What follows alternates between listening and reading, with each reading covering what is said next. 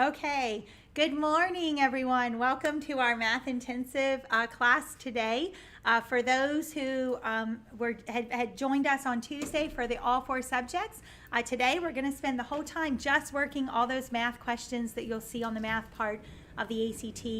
We're going to talk about strategies in math with timing, depending on where you are and what score you want to reach. We're also going to talk strategies on how to work the problems when you don't know how to work a problem, show you multiple ways of working problems, so a lot of math ahead. This is actually a great time for you to review math because many of you have probably not had a math class since school let out in March for most of us. So this is a very timely review, and I hope you stay tuned. It's a lot of math. We are going to have breaks today every 50 minutes. I have my two helpers again here running the tech for me. So every 50 minutes, we're going to break for 10 minutes, and I've told them to cue me in when that happens. So it'll just be like your 50-minute class at school, and then you get a 10-minute break, and we'll come back and keep going with some more math. Okay, just to make sure we get everybody logged in, go ahead and open your book, the Math Intensive book, and turn to the Why Am I Here? It's the same from the other day, but we do want to go over the helpful hints and the general information about the test for those who weren't with us on Tuesday. So just take a minute, go down through this, and I'll be right back. You can just keep it.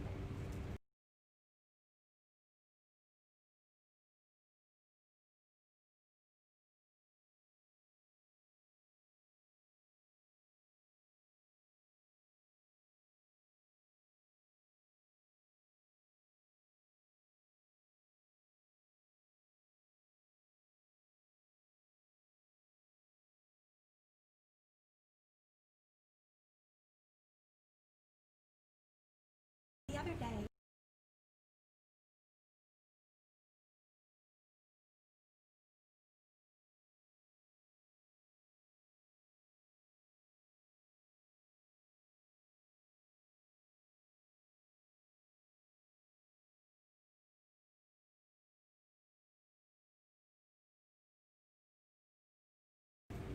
Okay, all right, let's go down through these questions.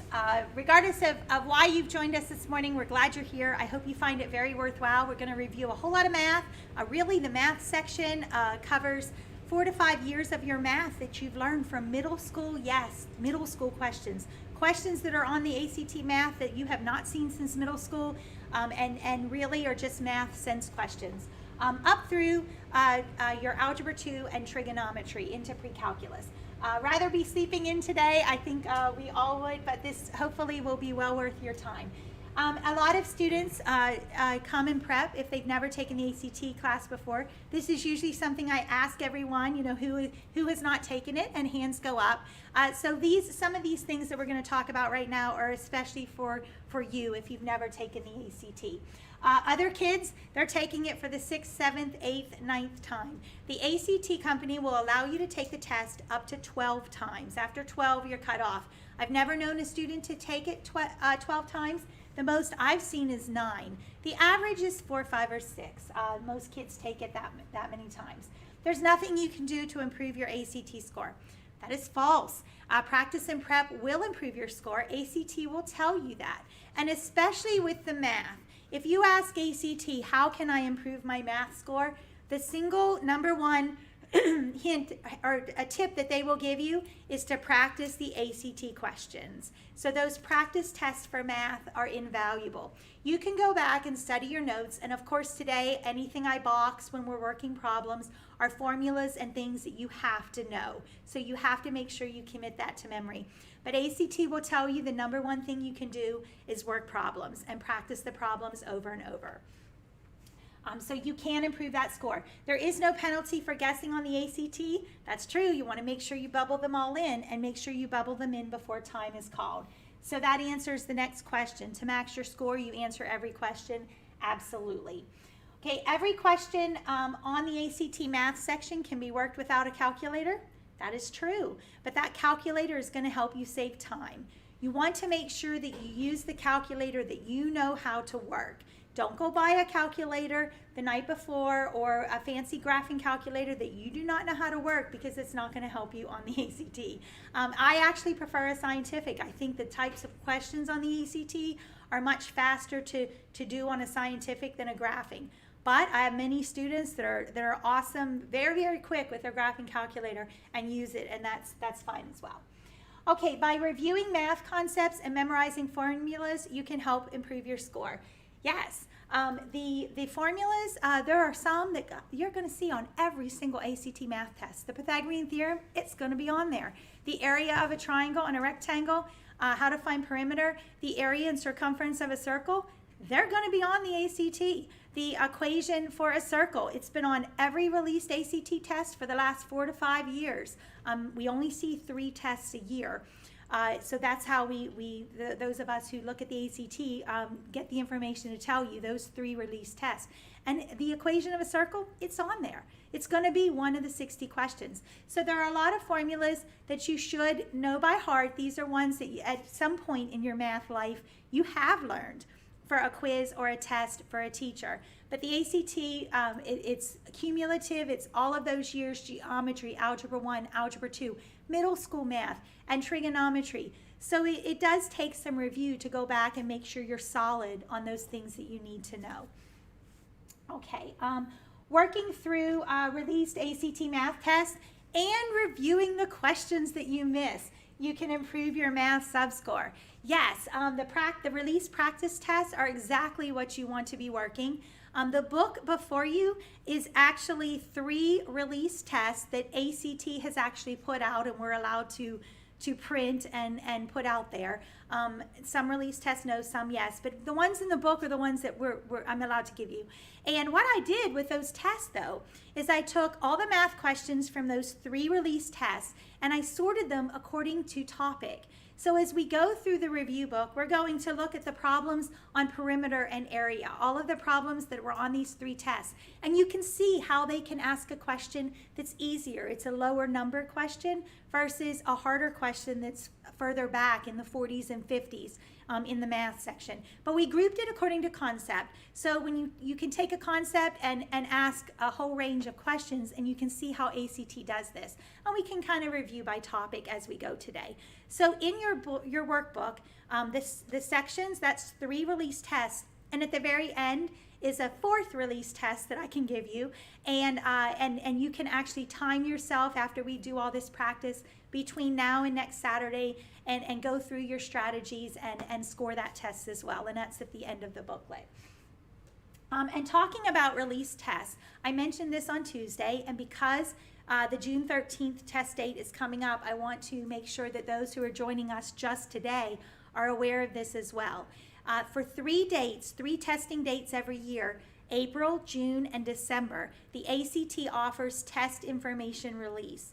And this is where you pay an extra $20, $22, I'm not sure what the fee is, and you can, you'll get your score with everybody else a couple weeks after you take it. But then a few weeks after that, in the mail, you're going to get a copy of the test. It's not your actual booklet, but it's a booklet with the same test in. You're going to get a copy of your answers and the answer key. And these are the only 3 times each year, April, June, and December, that they offer this service. This is the only time that you have a chance to see exactly what you missed, how many questions you missed, what wrong answer you chose, and what the right answer is. In February, July, September, October, the special test that is given just for Louisiana juniors, all of those tests you'll never see. You're going to get a score. You're not going to know what you missed, how many questions you missed. You're just going to see a score. So, and the score can tell you things, but not near what the actual looking back and being able to see what you missed can tell you. So if you have not added that to your registration, that is just a golden opportunity here in June to be able to see what you missed moving forward, especially if you're a junior, a rising senior, I should say, and you plan to take this test again. You want to make sure that you sign up and be able to see what you've missed. Okay, and the last one, time management skills and test taking strategies. Yes, both will help you improve your score. For some kids, for some top math students, This is all they need, just how to work the time, how to work the clock in the math section. And we'll talk about it all. Okay, again, some page of some more general info before we start the problems. The math test, the math subsection is 60 minutes. It's 60 questions in 60 minutes. This is the only subset that I actually do an entire boot camp class for, and it's because math is the toughest score to improve. It is so dependent on what level of math you've taken and how much you've retained. And let me repeat that. That math score greatly depends on what level of math you've taken, whether you've taken just basic level classes and or advanced classes, and it's dependent on how much you remember. The students that have taken the ACT before will tell you that the ACT expects you to remember and know more math than any other subject. The English content that we reviewed on Tuesday, it's middle school English, grammar, punctuation. Reading is just testing your reading and comprehension skills. Science, you don't have to know science to do well on the ACT. The math section, totally different ball game. 60 questions, 60 minutes, you have to retain formulas and some knowledge. But even if you forget, there are ways to figure out the questions, but it does take practice and prep. This is the sub-score that most students have trouble getting up just because of the volume of information that they expect you to remember. So that's why we're here today, to get a good 5 hours. I guess it's going to be about 4 hours and 20 minutes of actually work today to help you with that math score. And I would like to add here, so in case I forget to say it at the end, we're going to do as much as we can in this book. This is 3 full math tests, so in 4 hours, 20 minutes, we don't have time to work and explain all of the questions, but I'm going to do as many as I possibly can today. You all have my cell phone number from signing up for the class. If you don't, your parents do. So between now and next Saturday, June 13th, if you have any questions at all, when you continue to work and practice the math questions, any at all you need to do is screenshot that math question, send me a picture. Don't even have to tell me who it is. I will work it out for you. If I can quickly jot down the answer in a text, I will. Otherwise, I'll work the problem, send you a screenshot back. I'll be glad to help you because I don't want your math prep to end today. My hope is that you take what we've done today and that you keep practicing before next Saturday, because that's what's going to help you the most. And okay, so 60 questions, 60 minutes. You would think it's a minute a question, and I even have that here, 1 minute per question. However, the math taught questions are ordered from easy to difficult. And that's not meaning that all of the middle school questions are first, and then the Algebra 1, and then the geometry. It's not how it works. ACT actually tests all of their questions to see how many students get it right. So the questions that are towards the front of the test, like 1 through 20, 25, they were the easier ones, the questions that most students answered correctly. When you get towards the last part of the ACT math section, in the 40s and 50s, they're the more difficult questions. They're the questions that fewer students got right. And ACT does all sorts of statistics on the questions. They make sure that it's not a fluke, that the wrong answer choices don't trick you too much. They are tricky, but that they're testing, they test the internal validity, and all the questions are vetted very well. But they put them in this strategic order. So you might have a geometry question, then an Algebra 1 question, then a question from middle school about distance, rate, and time, and then a question about percent increase, decrease for middle school. Then you have a trig question. And so the order is not according to topic, it's according to easiness. So with that said, you can't really afford to, at 30 minutes through the test, halfway through, only be on question 30, because the easier ones were in the front. So in order to finish in time, to get through all 60 questions, you should be between numbers 35 and 40 at the halfway point. And this is where timing is critical. And to talk about timing, I mentioned this on Tuesday. There's a watch that's available on Amazon Prime called the ACT Test Buddy Watch. And as I'm telling you about test information release in this watch, I don't work for any company. I don't, I'm just a math teacher and a mom who got into studying ACT as a hobby and went and took it for the first time a few years ago and sort of figured things out about the test, and I'm sharing everything with you. So these are just advice, not to give anybody any business. But the Test Buddy Watch, we just discovered it this past year. It is legal to use on the ACT because remember, you do want to bring your own watch. Don't rely on some classroom clock that might be to the side or difficult to see, or that doesn't have a second hand where you can really keep track of time.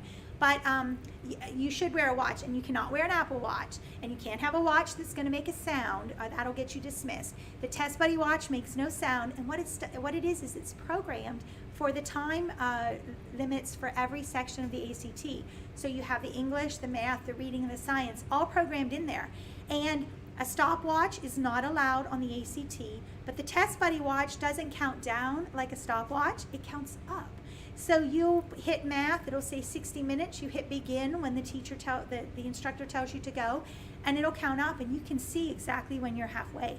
You can see how much time you have left.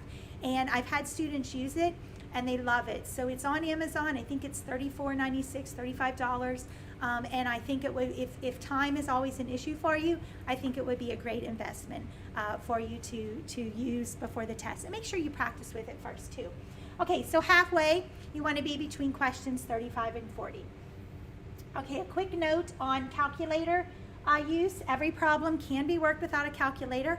I've always found that fascinating. And there are many problems on the math ACT that you will not use a calculator for. That it requires a different kind of thinking, not just computation. And the ACT knows this. So when they write those questions, they know when you're going to pick up a calculator and when you're not. You will save time, of course, by using that calculator, so make sure it has fresh batteries. You're only allowed to have one calculator on your desk. You cannot have two. You can't. So you want to make sure that the calculator you bring is going to serve its purpose. You don't need an expensive graphing calculator, but make sure that the calculator you bring, you know how to work. You know the buttons well. If you need some help with that, screenshot the type of calculator you have and text me after the class in the next few days. I'll be glad to help you. Okay, the strategy. When you're working the problems, you do want to work the problems in order. Don't just skip around looking for the ones that you think look easy, because it can be deceiving. You can have a word problem that's pretty long and it's a pretty simple question. And I know kids will look and kind of dismiss the word problems, and they can be the easier type.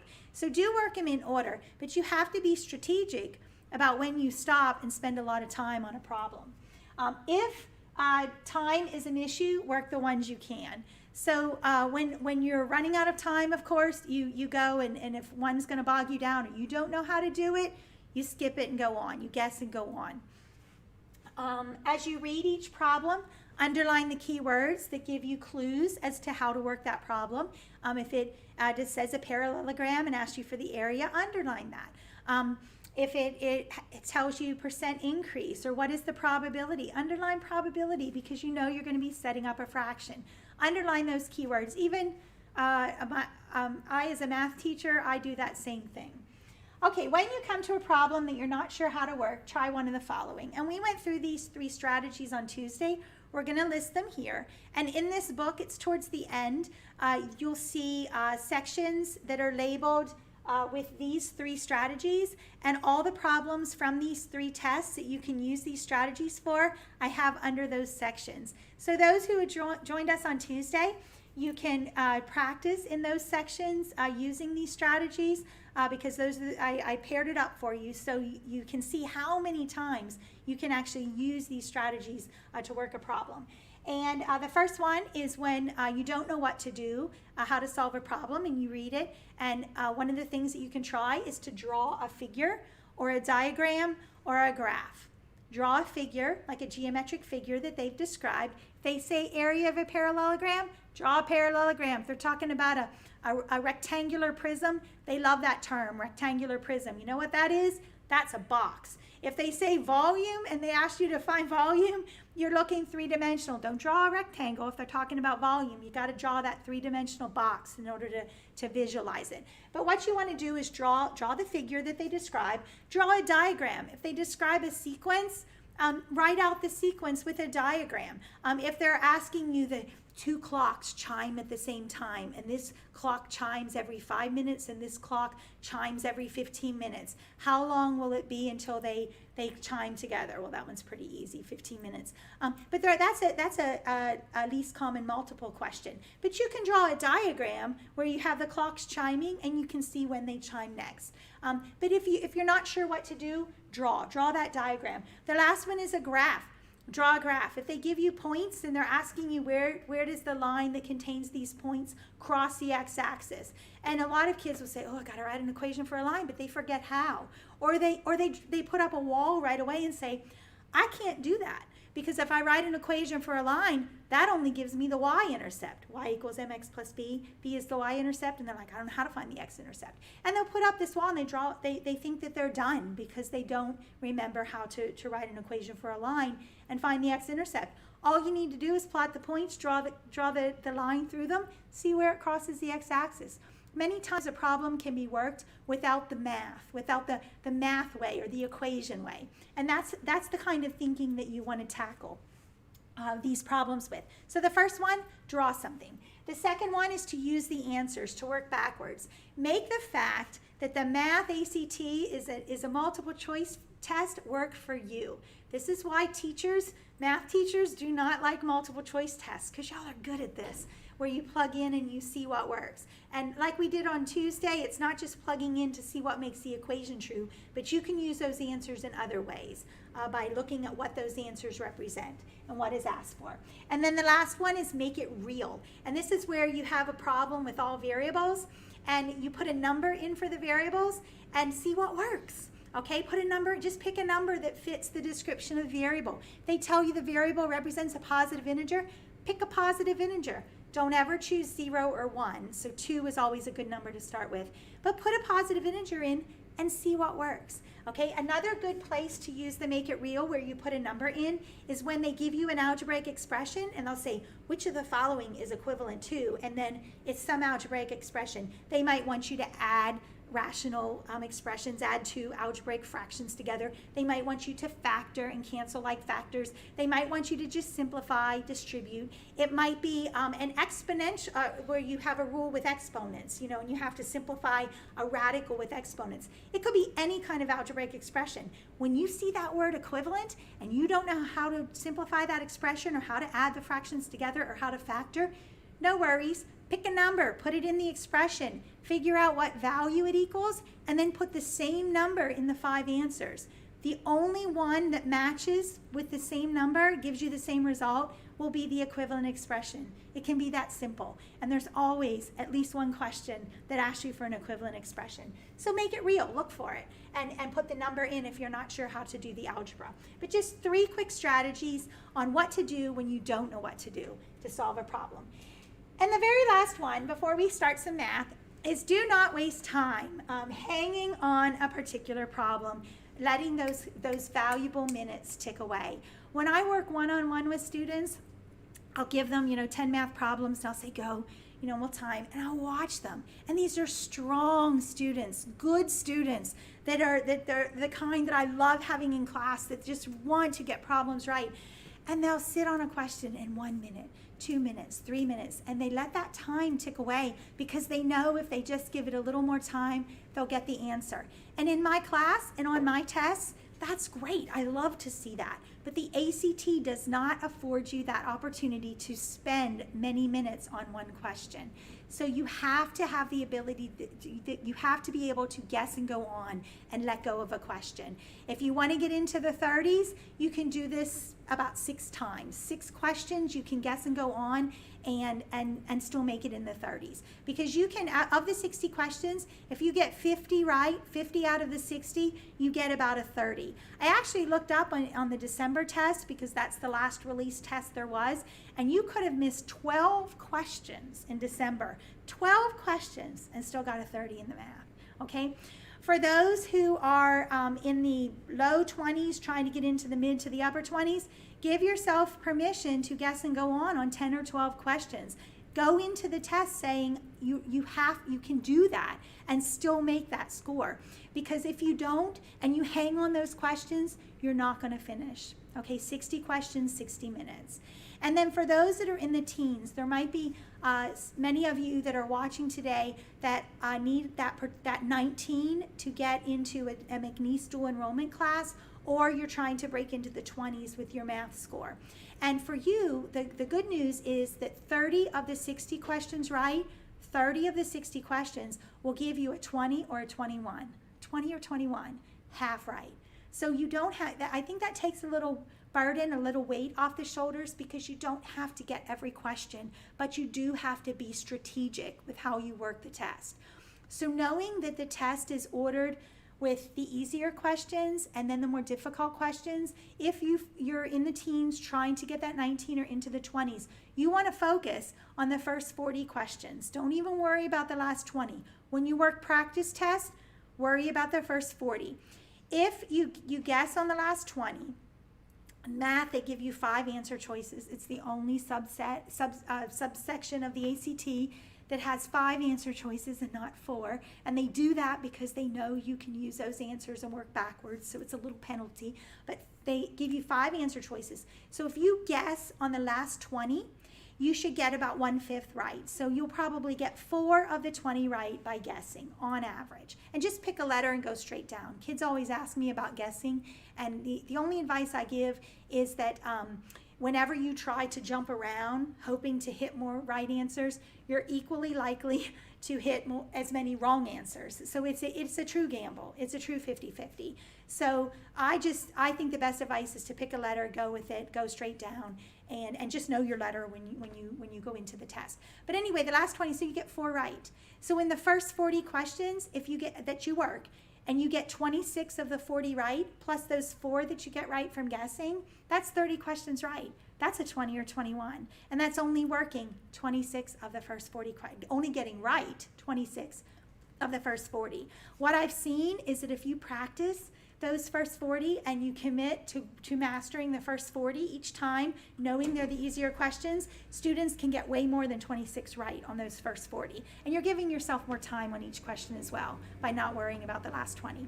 Okay, enough on time.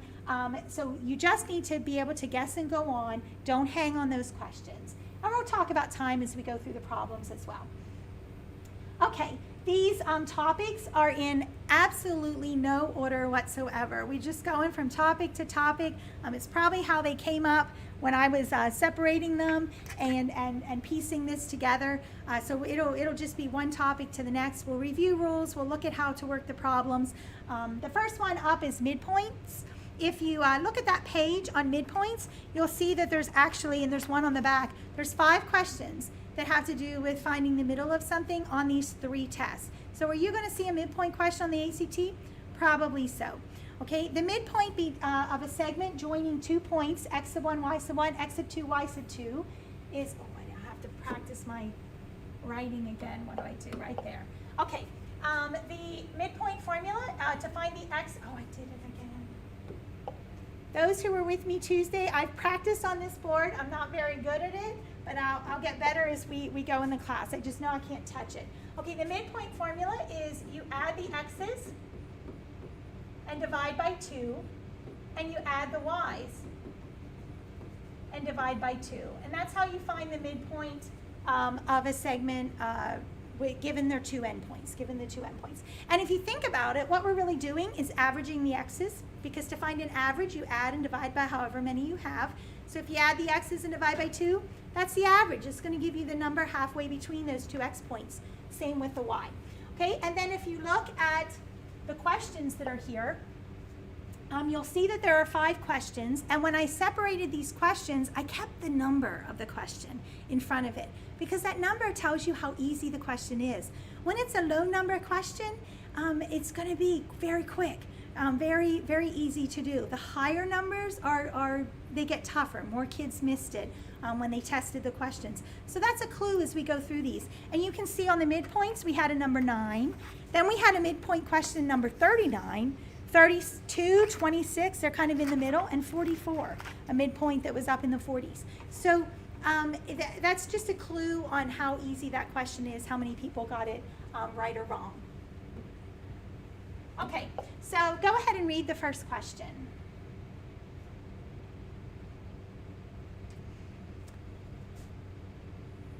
Keyword is midpoint, so we underline it. It's number 9. It's a straightforward question. Find the midpoint of the segment joining these 2 points. So we're going to use our formula, halfway between 3 and 1, and you can think of it that way. You can use the formula 1 plus 3 divided by 2, and then negative 4 plus 8 divided by 2.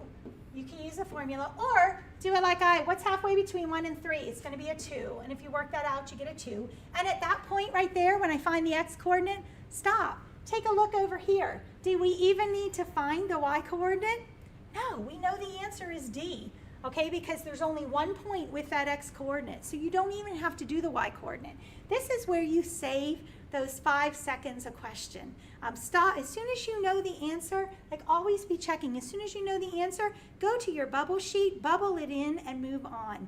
If you save 5 seconds on each question on the math section of the ACT, 5 times 60, 65 seconds a question, 60 questions, that's 300 minutes. That's 300 seconds. 300 seconds is 5 minutes on the entire test. 5 seconds a question turns into 5 minutes on the test. That's 5 more questions at a minute a question. So you really want to wrap up your math. As soon as you know the answer, circle or bubble in the right answer and move on. And if we work it out, though, negative 4 plus 8 is 4 divided by 2 is 2. And you know who wants to keep going and show all the work? Strong math students. Don't do it. When you're in a math class with a math teacher, yes. On the ACT, you don't have time. Okay, go ahead and read the next one.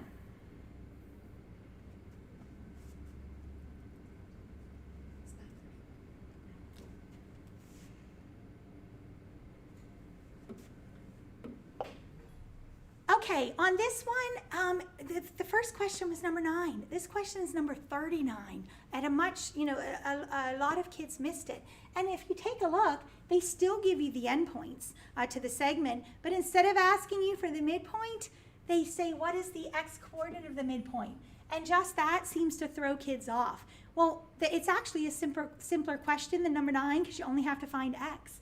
You don't have to find the whole point, even though we were smart enough to stop early.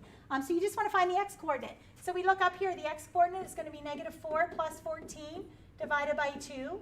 Negative 4 plus 14 is 10. 10 divided by 2 is 5. That's all it is. Okay, it's just the x-coordinate of that midpoint formula. Okay, go ahead and read the next one.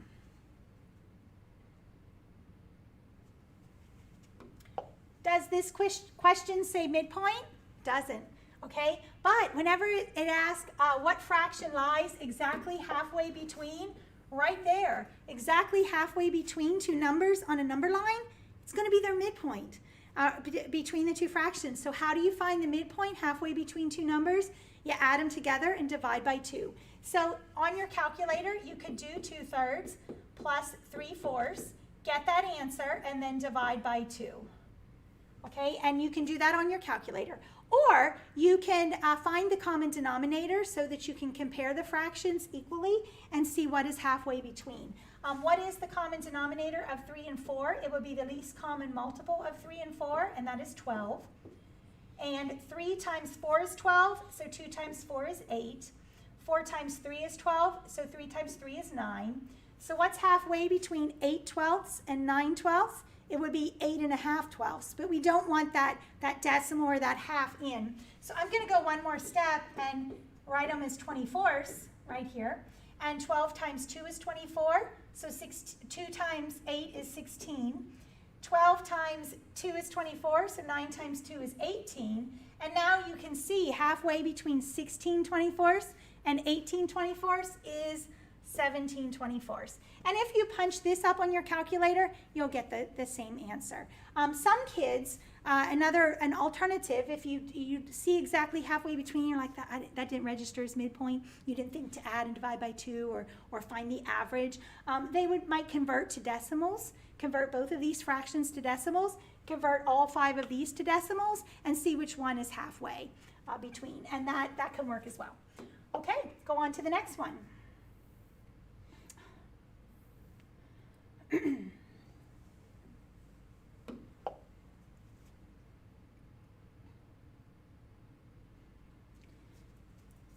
Okay, we look at this question, and does it say midpoint? Does it say anything about midpoint? No. But it talks about the diameter of a circle, and we know that the diameter of a circle goes through the center of the circle, and that center is the midpoint of that diameter. So whenever they give us the coordinates, let's see, they gave us the coordinates of the center, -1, 2. And notice I'm not putting it on a graph. I'm not taking time to graph it because you don't have to find a midpoint. And then they give us the other point, 2, 6. And the question is, find the coordinates of the other endpoint. Now, what some kids would do is put an x here and a y here, and they'd solve 2 equations. 2 plus x divided by 2 gives you -1. 6 plus y divided by 2 gives you 2. And they'd solve both to find x and y. But there's actually an easier way and the ACT loves this question. They love to give you not the two endpoints and ask you for the midpoint, but they love to give you the coordinates of the midpoint and one of the endpoints and ask you for the coordinates of the other. So this is one of their favorite questions. It shows up a lot. And what we can do, or what I want to show you here, is a shortcut so that you don't have to solve 2 equations. So let's say that A and B are the endpoints of the segment, and let's say that point A is 1, 3, and the midpoint is 3, 0, and you're asked for the coordinates of the other endpoint. Well, the x's, if we figure this out, let me just tell you what this one is and show you how it works. That would be the coordinates of the other endpoint. If you take a look at the x's, 1, 3, 5, they form a sequence. 1, 3, 5, plus 2, plus 2. If you look at the y's, they also form a sequence, and this is an arithmetic sequence where you add to get the next term. 3 to 0, we subtracted 3, so subtract another 3. You can use that sequence that happens from an endpoint to a midpoint to find the coordinates of the other endpoint. For example, let's say that this point is 2, 0, and the midpoint is 1, 4. What would the coordinates of the other endpoint be? Well, what happened to your x's? You went from 2 to 1, so you subtracted 1. So we subtract another 1, and we'll get a 0. 0 to 4, you added 4, so we add another 4, and we get an 8. So you can use that pattern to find the coordinates of the other endpoint. So we come over here to the actual problem, 2 to -1. What did we do here to go from 2 to -1? We subtracted 3. So we're going to subtract 3 again. -1 minus 3 is -4. I really need to learn not to touch the screen. And then 6 to 2, what did we do to go from 6 to 2? We subtracted 4. So you subtract 4 again, and it would be a -2.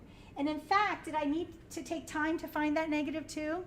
No, I didn't. As soon as we got the -4, right there is the answer. So there was only one choice. We didn't have to find the other one. Okay, go ahead and turn the page and read the final question, number 44.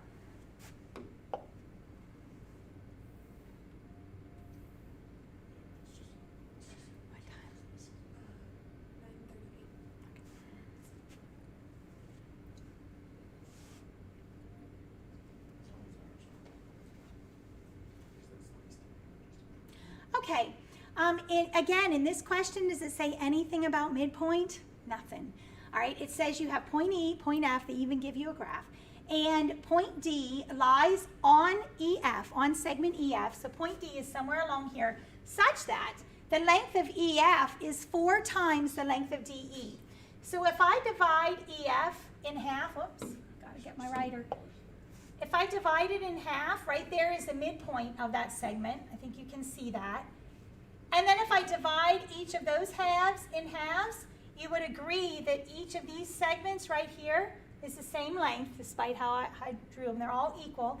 And would you agree that the length of EF would be 4 times the length of ED? Take a look at where I put point D. It would be 4 times the length of ED, okay? So let's find the midpoint between E and F. Let's find the coordinates of this point right here. So halfway between 6 and 14, 6 plus 14 is 20, divided by 2 is 10. And 4 plus 12 is 16 divided by 2 is 8. But that's not our answer. Okay, that's our midpoint. And take a look. They love to have the first thing you find as a wrong answer. So don't fall for it. Make sure you're answering the question asked. And they want the coordinates of that D. So what we have to do is find the midpoint again. Okay, between these two points. So halfway between 6 and 10 is 8. So you can see that. You don't even have to use your formula. Halfway between 4 and 8 is 6. And I did have to find the 8. They actually had 2 of them, so we did have to find y in that one. So that's number 44. What made it difficult? 1, it never mentioned midpoint. And 2, you just had to find 2 of them. You had to do the midpoint formula twice. Okay, on to slopes and equations for lines. Go ahead and read the first problem.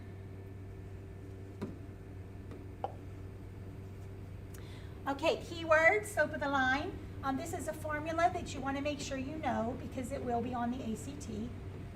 To find the slope, you subtract the y's over subtracting the x's.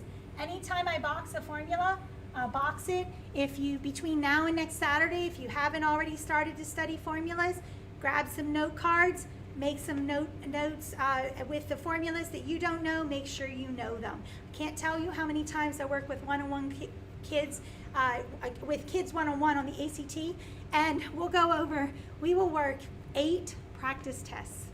And on test 8, we'll come to a question and I'll say, what is it? How do you find the slope of a line? And they have seen it at least 7 other times and they're like, oh, this is one I can never remember. You cannot afford to not remember the formulas that you know you have to know. So this is why this is June 4th. You have till June 13th to freshen up, make sure that you know them. Commit them to memory. Okay, so to find the slope, we want to subtract our y's.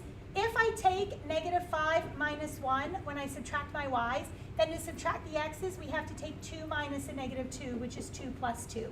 You have to always subtract your y's up top and just make sure that whatever order you subtract them in, you're subtracting your x's in the same order. -5 minus 1 is -6.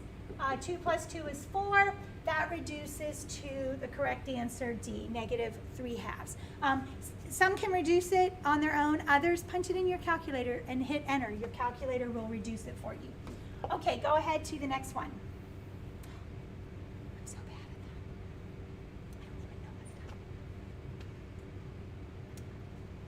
that. Okay, on this one, again, keyword, slope of the line, but they don't give us the coordinates of 2 points on that line. They give us the equation for the line. And this is the y equals mx plus b, the form for a line that most kids know.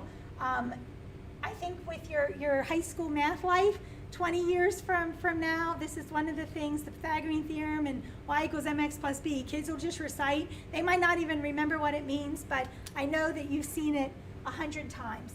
M is slope and b is your y-intercept. So to find the slope, the easiest thing to do here would be to solve this equation for y.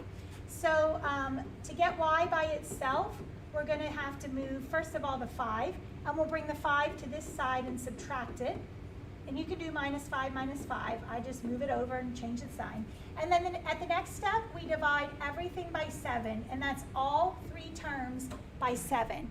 So y, when the 7's cancel, y is going to equal this. And at this point here, you can see the slope. You don't have to rewrite it. It'll take that extra 5 seconds that you don't have if you sit and rewrite it. At this point, you can see mx plus b. You can see what m is right there. The slope is 4/7. All right, so as soon as you know the answer, bubble it and go on. Okay, go ahead and read the next one.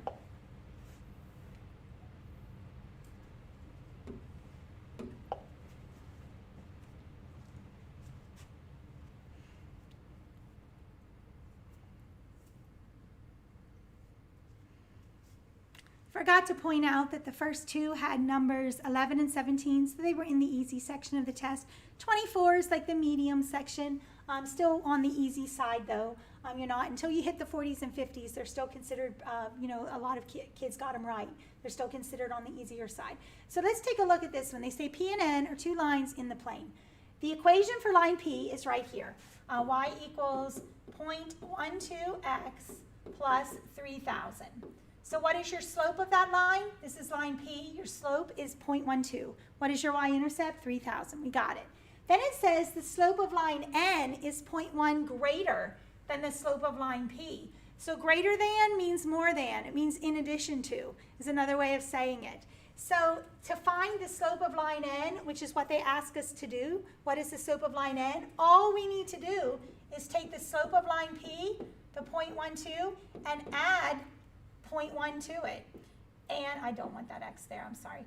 We take the slope, 0.12 plus 0.1. You know to line up decimals, but honestly, most kids would grab their calculator here just so they don't make a silly mistake, and the answer is going to be 0.22. So to find this one, you take the slope of line P that they give you, 0.12, add 0.1 to it, because the slope of line N is 0.1 greater than. Okay, go ahead and read the next question.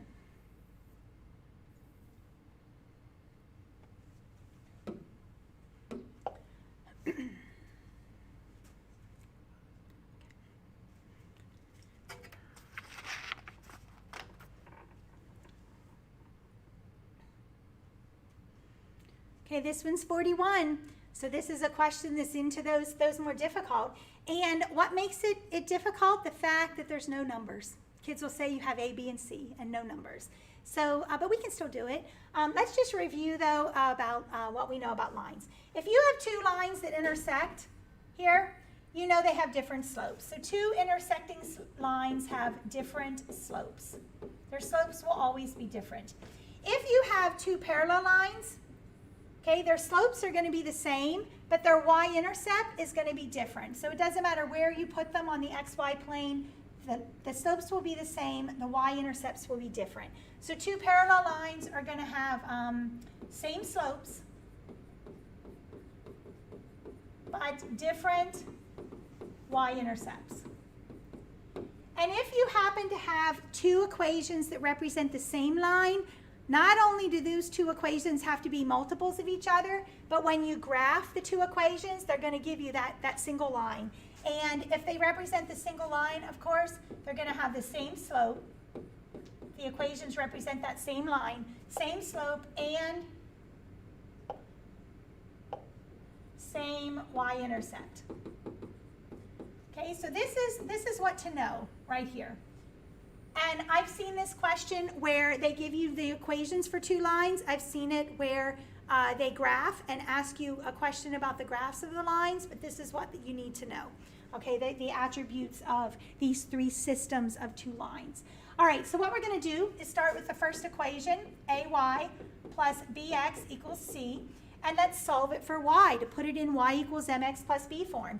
To do that, we'll bring the bx over, so it's going to be minus bx plus c, and then we divide everything by a, and I'm going to cross this out, and right there's my equation. I'm not going to take time to rewrite it. Y equals negative b over a x, so right there's my slope, plus c over a, so right there's my y-intercept. Then I go to the second one, ay minus bx equals c, and we want to solve for y again, so we're going to bring the bx over to the right, so it's bx, positive bx plus c, divide by a, all three. The a's cancel, so here you can see it, y equals b over ax plus c over a. So here's your slope, here's your y-intercept. Well, the first thing I check is slopes. Take a look at this slope. Negative b over a, what's this slope here? Positive b over a. They have different slopes, so what type of lines are they? Intersecting lines, so your answer is B. If the slopes were the same, then I'd check y-intercept to see if the y-intercepts were the same or different. All right, this one is one that I worked it with the variables, but it's also one where, you know what you could do? It says A, B, and C are positive integers, so you could put a 2 in for A, a 3 in for B, and a 4 in for C. You can make it real. Put numbers in, and then work the same thing that I did down here with numbers, and you'll see that the slopes are different. So this is an excellent one where you could, an example of you're not sure what to do, put numbers in for A, B, and C. Just make sure that the numbers you pick fit the description of the variable, so you would have to pick positive numbers. Okay, how are we on time? 9:50. Okay, we are going to take our first break before we come back and do literal equations, and we're just going to be doing math for 15 minutes, and I'll give you that 10-minute break. So we'll put up a screen And we will be back live in 10 minutes.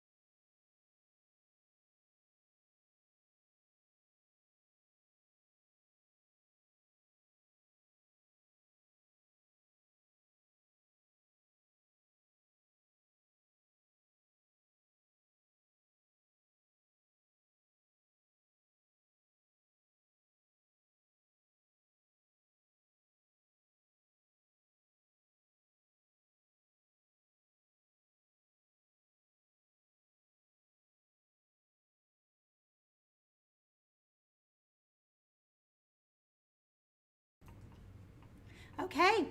All right, back from our break. We'll go another 50 minutes and we'll take a break at 10:50 again, just working through some more problems. The next section is literal equations. This is when you can take word for word what the sentence or the question says and write a math equation to solve. Take a look. Oh, first of all, is in an equation or in a sentence, is always means equals. It always means equals. Oh, I didn't get the writing on there. And of always means to multiply. Okay, is equals, of is multiply. So take a look at this first example. It says 8% of 60 is 1/5 of what number? A lot of kids, these are tricky questions, and this isn't even really a high school question. This goes back to middle school, but it's an easy one to solve. 8%, we all know, move the decimal 2 places to the right to turn a percent to a decimal. So there's 8% of 60 means times 60. Okay, times 60 is equals 1/5.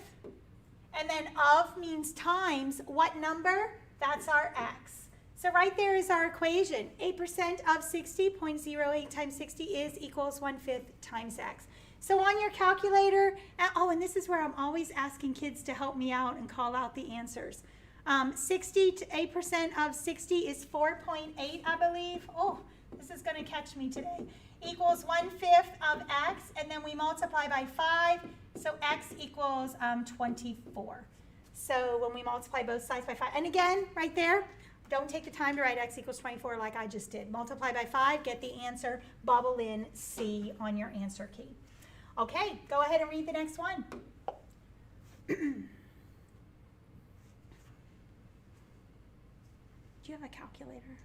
Okay, that's great. Okay, the next one, it says, and this one is number 6. It doesn't get any easier than the single-digit questions. You got to nail them very quickly. It tells you exactly what to do. Translate this verbal expression into an equation. So it says a number x squared is equals 39 more than, and more than means in addition to, more than is a greater than, in addition to. The product, what does product tell us? Product tells us to multiply. What does sum tell us? Add, difference, subtract, product, multiply, quotient, divide. Those are key words that sometimes kids just gloss over, but it's telling you something important. It's giving you an operation. The product of 10 and x, so it would be 10 times x. And we go looking, and it is exactly what we wrote. So the choice is K. Okay, take a look at number 34. Go ahead and read it.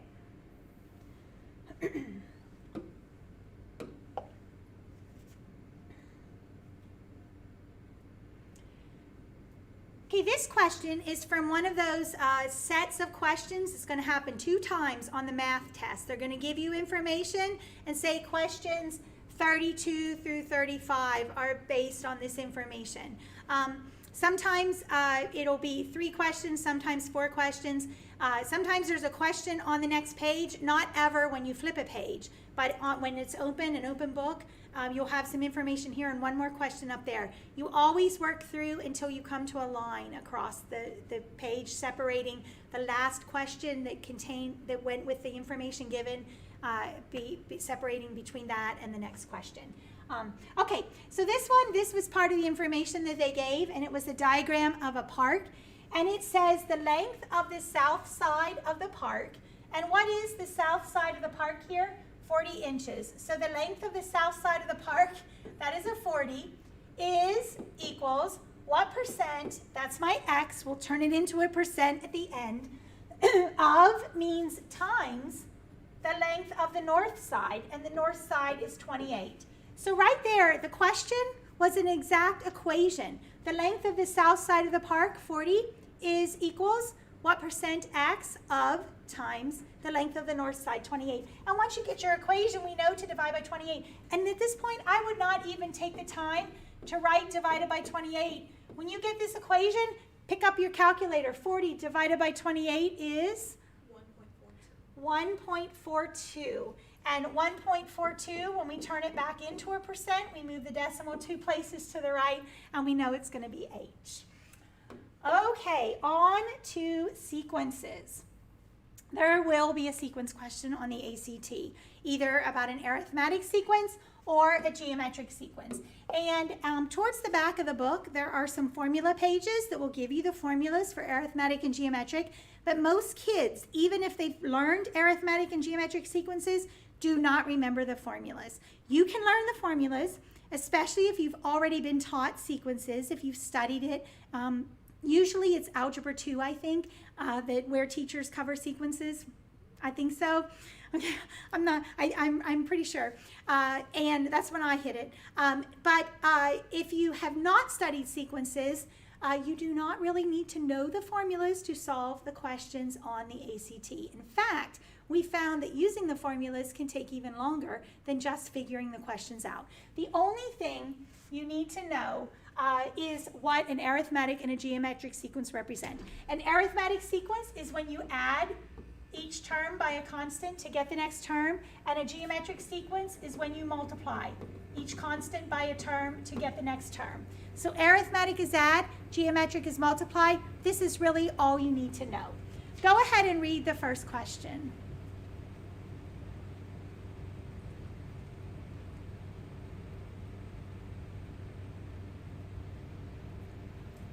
Okay, the first thing I would underline is arithmetic sequence, because that tells you that you're adding a constant from one term to get the next term.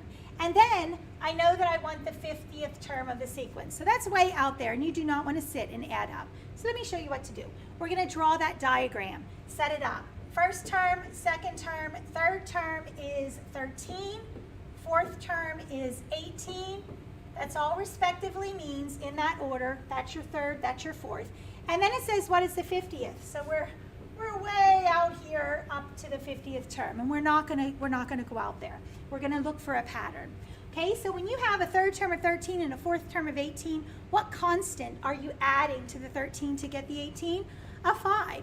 So if I go back, 13 minus 5, this term must have been an 8, and we must have started with a 3. Okay, so we are gonna add 5 every time until we get to the 50th term. Now, when I ask kids, how many 5s do you have to add to get to the 5th term, or to get to the 50th term, they'll say 50. But that's really not right. Take a look. To get to the second term, you're starting with a 3. To get to the second term, how many 5s are you adding? 1 5. So to get to the second term, you're adding 1 5. To get to the third term, how many times are you adding 5? How many 5s are you adding? To get to the third term, you're adding 2 5s. To get to the fourth term, how many 5s are you adding? 3. That's the pattern. So to get to the 50th term, how many 5s are you going to be adding? 49. You're adding 1 less 5 than the term you're trying to get. So to simplify it, it's going to be 3 plus 49 5s. So you're adding 5 49 times to get to the 50th term. And what is that answer? Is it 240, 248, 245 plus 3? So the answer is 248, but I want to show you. If you added 50 5s, the answer would be 253, and they have it there. They love to put those wrong answers on. Generally speaking, the 5 answer choices for math, of course you have your correct answer. You're going to have 2, sometimes 3 very wrong answers, and then you'll have 1 or 2 that if you make a mistake, that's what you would get. Okay, take a look at the next one.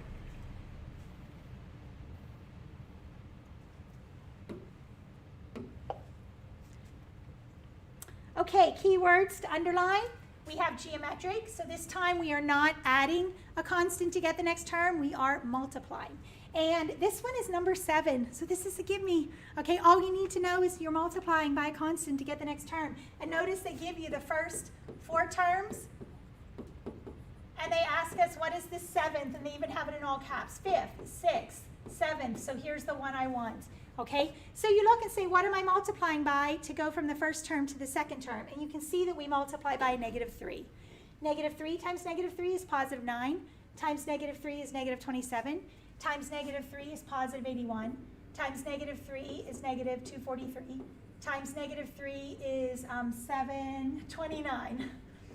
And your 7th term is going to be E, 729. So you just want to make sure. Notice they have the negative 243 and the 81 if you stop too soon. But drawing that diagram, drawing it out, marking the one that you want will prevent that silly mistake on number 7.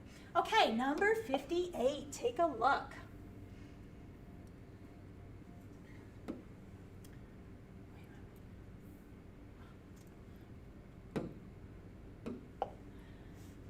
Okay, number 58. This is a tough one. It's up there in the 40s and 50s. And it says, what is the sum? Sum means to add the first 4 terms of an arithmetic sequence. So we know we're adding a constant to get the next term, in which the 6th term is 8 and the 10th term is 13.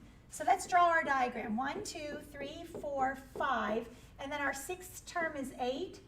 And then 7, 8, 9, and our 10th term is 13. Okay, this is all the information they gave us. They did not give us 2 terms side by side where we can just look and say, ooh, what did we add? Or if it was geometric, what did we multiply? This one's adding. But they gave us terms that are several terms away from each other, the 8 and the 13th. So we have to figure out what we added each time that covered that distance from 8 to 13. And what is the distance from 8 to 13? 5 units, right? 8 plus 5 is 13. So it's a distance of 5 units that we had to cover by adding a constant 1, 2, 3, 4 times. So we were adding a constant 4 times to cover a distance of 5.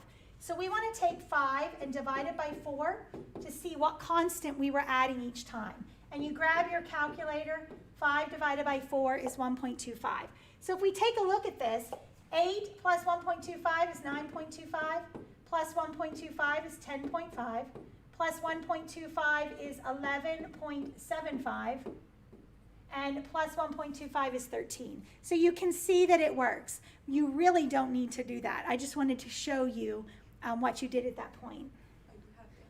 I know, I keep bumping it.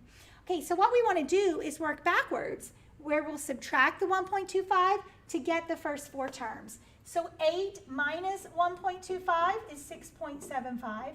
Minus 1.25 is 5.5. Minus 1.25 is 4.25. Minus 1.25 is 3. Minus 1.25 is 1.75. Which numbers do we want to add? The first 4.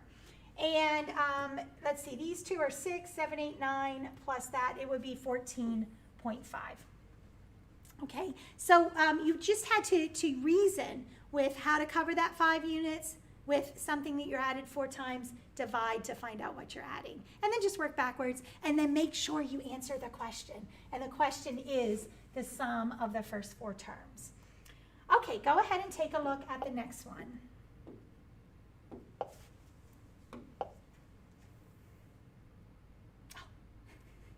That was the last one.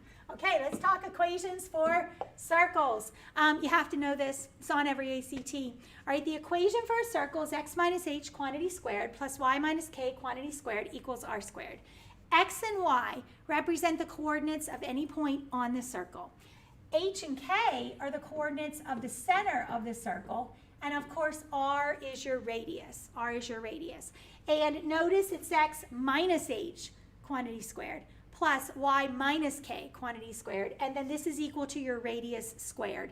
The equation of a circle actually comes from the distance formula because a circle is a collection of points equidistant from that given point, the center. And that equidistance we call the radius. Okay, so it's a set of points equidistant.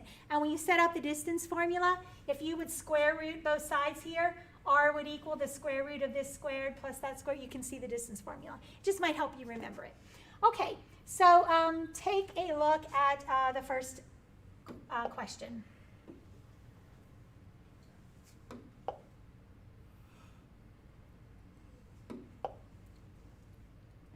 Okay, number 36. So kind of up there. I'm not in the 40s and 50s, but past the easy ones, below 20. And this one they give us an equation of a circle. Right there it is. And they said, what is the radius of the circle and what are the coordinates of the center? So this is all just knowing that formula. So I'm going to start with the radius. We know that r squared is going to equal that number right there. So r squared is going to equal 38. So to solve for r, we square root both sides, and r is going to equal root 38, the square root of 38. And we come over here, so just by looking at the radius, we know the answer is f or j.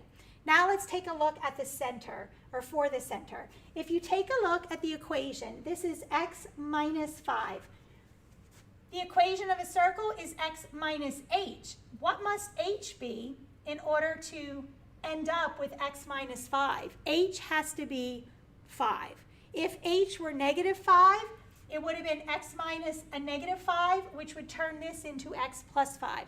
So h has to just be 5. And we come over here, center of the circle, where h is 5, our answer is going to be f. We didn't even have to check for k. And if you look, k had to be 0 because you ended up with just a y squared. Y minus 0 is y, so that's how you get the y squared. So this one, number 36, so easy if you know the equation of a circle. All right, go ahead and look at the next one.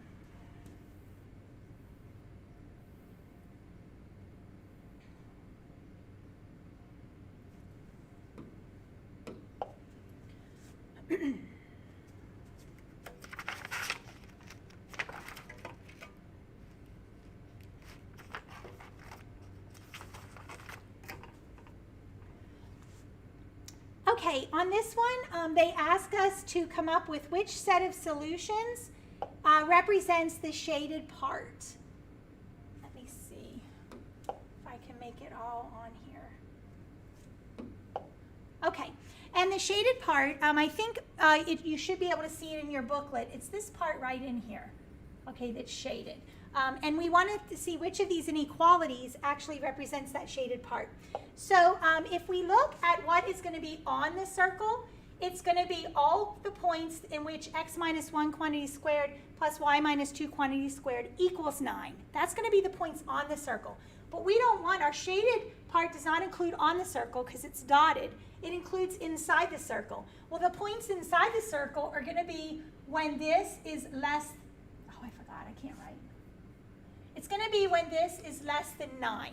Okay, less than 9, it's going to be the points inside the circle. If it's greater than 9, remember that 9 represents the radius squared. When it's greater than 9, it's going to be the points outside the circle. So our shaded part includes the points inside the circle. So we're looking for this equation with a less than sign.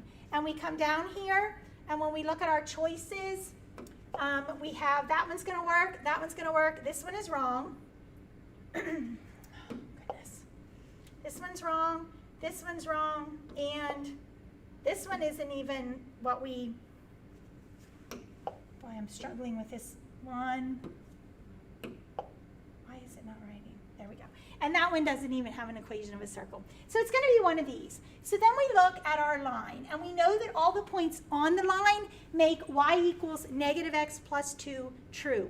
So the points that are shaded are below this line. So what inequality do we want in to turn our equation to? It's going to be y is less than negative x plus 2. When we look at our two choices that are left, it's going to be choice A. If the shaded part were above the line, then it would be y is greater than negative x plus 2. So equals means on the actual figure. Less than for a circle is in between or in the center of the circle. Greater than for a circle is outside. A line, less than is below, greater than is above. Okay. Mean, median, and mode. They're going to be on the ACT. Okay? At least once. At least once. Okay, a mean, another word for a mean is average. This is the one that everybody knows. Add them all up, divide by how many you have. Sum divided by number of items. The median is the middle. It's the middle number. And don't forget, to find a median, you have to put the numbers in order first. They love to give you a set of numbers, ask the median, and they'll have that middle number if you don't first put them in order. So don't make that silly mistake. And a mode is the number that occurs most often. Okay, take a look, number 2. Number 2, easy, easy, easy. Okay, and it says the monthly fees at 5 colleges, boom, boom, boom, boom, boom. What is the mean? So what are we going to do here? And are you helping me with it? Okay, because I don't know. So what are we going to do here? We're going to add up all 5 and divide by 5. And I wish you all were sitting out there because you would be doing it on your calculator and telling me what the answer is. The answers to all of these problems are in the back of your book. I'm just trying to avoid looking, but maybe that's what I need to do. I'll be right back. I'm going to go get the second book.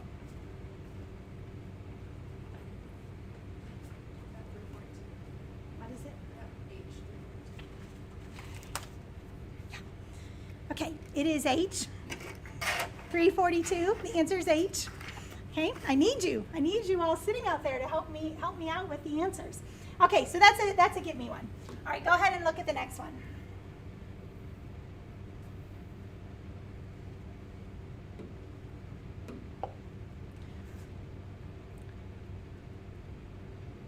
Okay, so this one is find the median. So that's the middle number.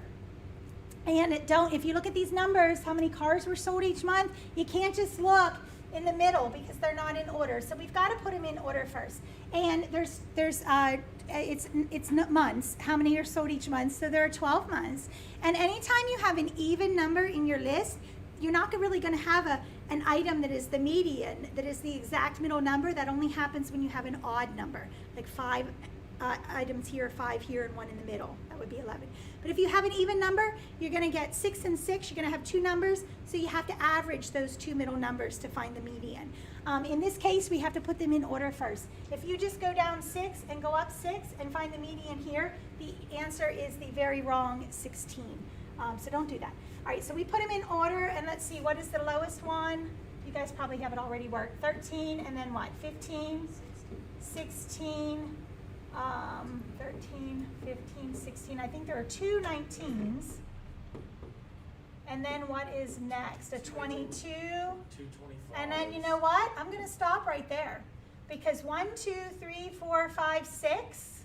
And I know that I'm going to have 6 numbers after it. So I'm going to save those 5 seconds and know that my median is between 22 and 25. Because it's going to be between the 6th and the 7th. So what is the median going to be? 23.5. Okay. Number 10, easy. Go to the next one.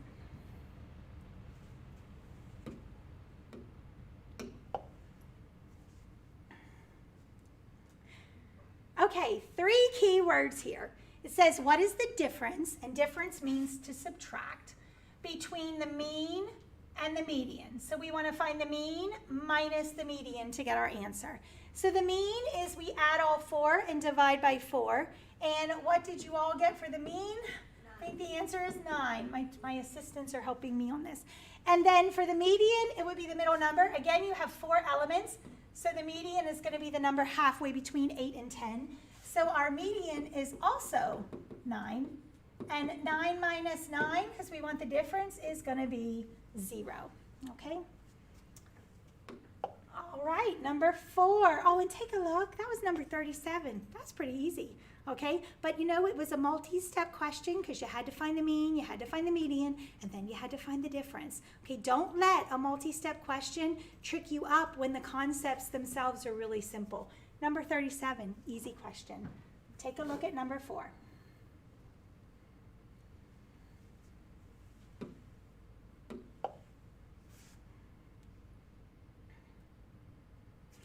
They love this question. What do you need to make on the next score to get a certain average? And in this case, it says in order to maintain his exact average. Well, you know what we need to find? We need to find what his average is right now. Because whatever his average is right now, if he bowls, or is this bowling? Yeah. If he bowls that same score, his average is staying exactly the same. Think about you in class. All right, you have a 92 average and you need a score with a 93, and you take the next test and you only get a 92. Your average is staying exactly how it is. If you get a higher score, it'll move it up a little bit. A lower score will bring it down. To keep it exactly the same, you want to get the exact same score. So this is a number 4. It's got to be easy. You add them all up, divide by 5, and what is his current average? 240. So what does he have to bowl in his 6th game to keep that same average? 240. So the answer is J. Okay, go ahead and take a look at the next one.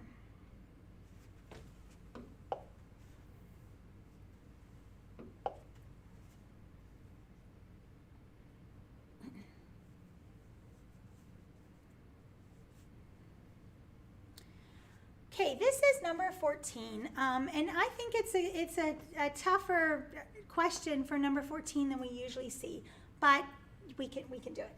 All right, the average of 5 distinct scores, distinct means different from each other, has the same value as the median of the 5 scores. The sum of the 5 scores is 420. That right there is key because that's going to tell you what the average of the 5 scores is. Because in order to find the average, remember, it's going to be sum divided by the number of scores. So if we look at this formula, the sum that we got was 420. When we added up all 5 scores, we don't know what they are, but we know that their sum was 420. And we know if we take 420 and divide by 5, it gives us our average, which in this case is 84, I believe. Okay, so we have our average of 84. You take that sum, the 420, divide by 5, so our average is 84, even though we don't know what the scores are. And then they also tell us that that average is the same as the median. So once again, I'm going to draw out that diagram. So here are my 5 scores, and I know that that middle score is going to be what? 84, because it's going to be the same as the average. The median is the average. So I stick it in. That's going to be my middle number. Now, do we know those other four scores? Nope. Okay, do we have any other information that will allow us to find those other scores exactly? Nope, but that's not what they ask us. They didn't say what are the other 4 scores. They said what is the sum of the 4 scores. Well, what we know is that all 5 scores added up to 420, and we now know that middle score. So if we take 420 minus 84, we're left with what the sum of the other 4 scores must be. So 420 minus 84 gives us 336, and that would be the answer to the question, even though we never were able to find those 4 scores. Okay, on to the next one.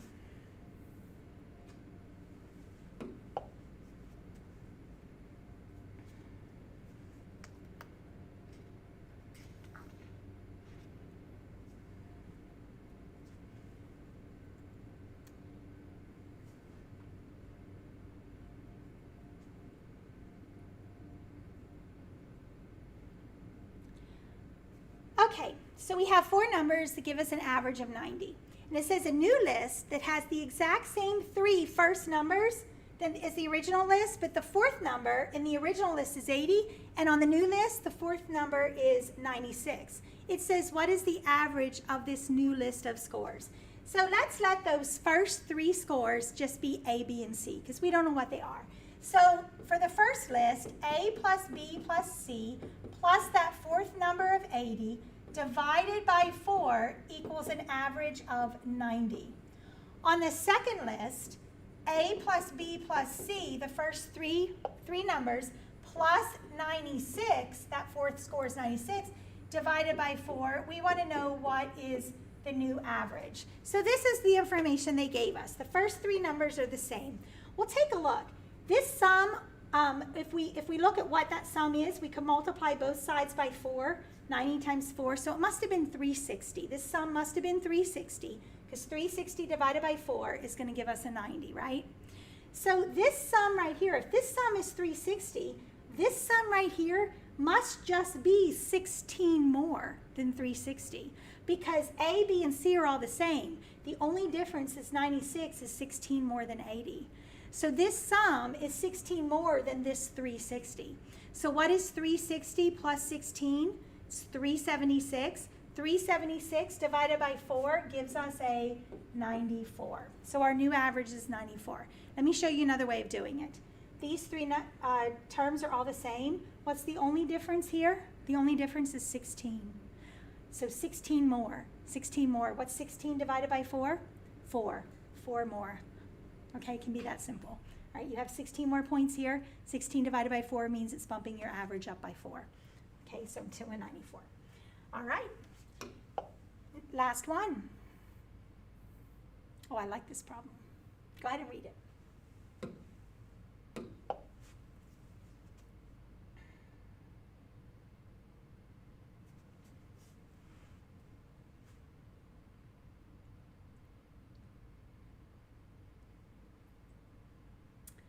Okay, first sentence says a list of 6 numbers, X and Y we don't know, so 2 numbers we're going to have to figure out. A list of 6 numbers has a median of 25. Now when you have 6 numbers, you know the median is going to be halfway between that third and that fourth one, halfway between. And if our median is 25, it means 3 numbers are less than 25 and 3 numbers are greater than 25. And if you look at the numbers given, we already have 3 numbers that are less than 25, or I'm sorry, 3 numbers that are more than 25. So when I put out my list, I know that 30, 35, and 41 are going to be my last 3 numbers. I know my median is going to be 25, halfway between these 2 numbers, and I know my other 3 numbers are going to be X, Y, and 15. If you go on to the next sentence, they tell us that the mode of the list is 15. And what does mode mean? Mode is the number that occurs most often. So that tells us that how many 15s do we have? At least 2. And if you look at where we're going to put the 2 15s, this median tells us something else. 25 is halfway between 30 and what number? What number must we have had here? A 20. Okay, we had to have a 20 so that our median would actually be 25 because that number 30 is set. So this number had to be 20, which means our other 2 numbers would be our mode of 15. So we put them in order, and what is the question? It says, to the nearest whole number, what is the mean of the list? Notice they're giving us permission to round. And just giving us permission doesn't mean we have to. We might actually get the number exactly. But it means that if we have to, we can round. And this, so we add them all up, divide by 6, and so the answer is 26, did you say? I think it's 26. So add up 30, 50, 80. Yeah, I think it's 26. I think that's okay. That's all right. Is it 26? Okay, out there we're going to go with 26. That's what my answer key is saying, and I'm not sure. Okay. All right, I'm on to statistics. All right, I do want to share here with the statistics that some of you have taken a statistics class, and if you've taken that Math 231 or AP statistics, these statistics questions are going to be easy peasy. But if you have not taken statistics, you might see some questions on the ACT that unless your teachers have covered statistics, you really haven't seen yet before. So I'm going to show you, this is number 41, and it's not a tough question, but we'll work through some, let me see, I think there's only 2 on this one. Yeah, we'll work through these 2, and a lot of times you don't need the formulas for statistics to work the problems, but in case you haven't been made aware or you weren't with us on Tuesday, the ACT did a rewrite, and this is the 3rd year, we've just finished the 3rd year of the new test, and one of the changes in math was adding more statistics. So these questions will pop up. If you go, the book at the end of the class that I'll tell you has great practice problems in, that big red official ACT book, comes right from the ACT people, and they have some great practice statistics questions in there that if you get exams that are too old, you're not going to see them, so that those new books will help you out with that. All right, so let's take a look at the 2 statistics questions that showed up on these released tests. So go ahead and read this first one.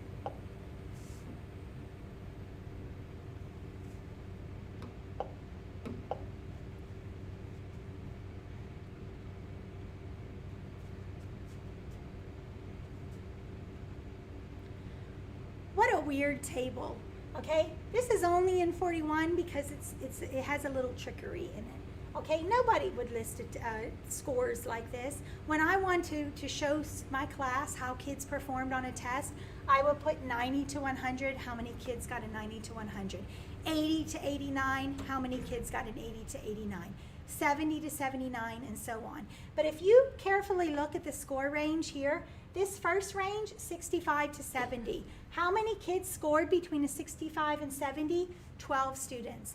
But look at the next line. The next line isn't 71 to 80, it's 65 to 80, which means those 12 students that are between 65 and 70 are still in this group between 65 and 80. So if between 65 and 80 there are now 13 students, and those 13 still include the 12 between 65 and 80, which they do, then the question is, how many students have a score between 71 and 80? Only one.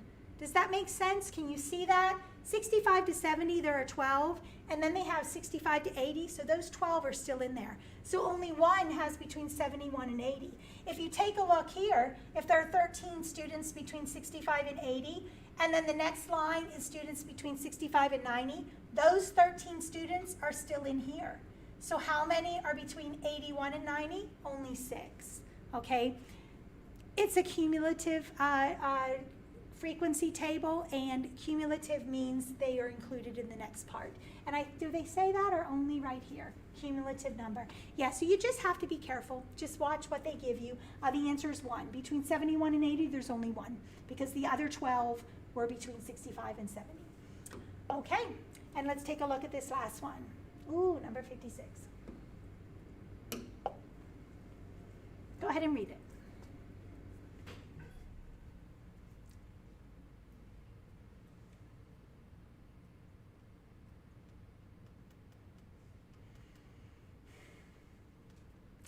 Okay, expected value is a statistics term, and it is the same as weighted average, a weighted average. So you want to see what the chances are of getting a particular score in this game. And this is a game where they throw 3 coins, a penny, nickel, dime, and they count up how many heads they have. And the person gets 3 points for each coin that lands with a heads up. So X is the total number of points awarded, and it says what is the expected value. Anytime you see expected value, you know you're going to set up a chart and you're going to find a weighted average. Okay, so let's take a look at how the coins could land. We could have 3 heads, okay? We could have 2 heads and 1 tail. We could have 1 head and 2 tails, or we could have what? All 4 tails. If you take a look at the points that you would be awarded for each of these throws, if you got 3 heads, you would be awarded 9 points. If you got 2 heads and 1 tail, that would be 6 points. 1 head and 2 tails would be 3 points, and no tails, or I'm sorry, all tails and no heads would be 0 points. Okay? Then the next one is this column is the probability. And this one isn't as exciting a problem as some of the other ones because they all have equal probability, because you have 1 chance in 4 of getting a 9, 1 chance in 4 of getting a 6, 1 chance in 4 of getting a 3, and 1 chance in 4 of getting a 0. But many times for expected value, these probabilities all differ. So the probability of getting a 9, of getting all heads, is 1 chance out of 4. So you can write 1/4, or you could put 0.25 if you want to do a decimal, but that's your chance of getting the 9. Of getting the 6, again, there's only 1 chance out of 4, so it's a 1/4. Not too exciting when they're different, but when they're different, it still works the same way, and that's why I'm showing it to you. The chance of getting a 3 is 1/4, and 0 a 1/4. Now, how do you find expected value? You find all your possibilities, the probability or chance, or the weight, how they're weighted. Because suppose you had a 50-50 chance of getting this, that weight would be 1/2, which is higher, okay? It's a higher weight than the lower probabilities. Here they just happen to match, but I want to show you how to work it. So this is all you do. You multiply each row. So 9 times 1/4 is 2.25. Okay, 6 times 1/4 is 1.5. 3 times 1/4 is 0.75. And 0 times 1/4 is 0. And then you know what? You add them up. And when you add those up, I think you get 4.5. So this expected value happens to be 4.5, and the one that's 4.5 is 9/2. The reason it was halfway between 0 and 9, the average halfway between 0 and 9 is 4.5. You know why? Because the weights were all the same. But if these weights, if you had a much greater chance of getting a 9 than you did a 0, 3, or 6, then that weighted average, that expected value, is going to be much higher. So when the weights are all the same, you should expect it to be in the middle. But when the weights are different, this is how you set it up. You multiply and add, and it'll be skewed depending on where the probability leans. Okay, that was number 56. All right, on to probability. Great lead in. Oh, number 1, you don't want to miss this one. Go ahead and work it.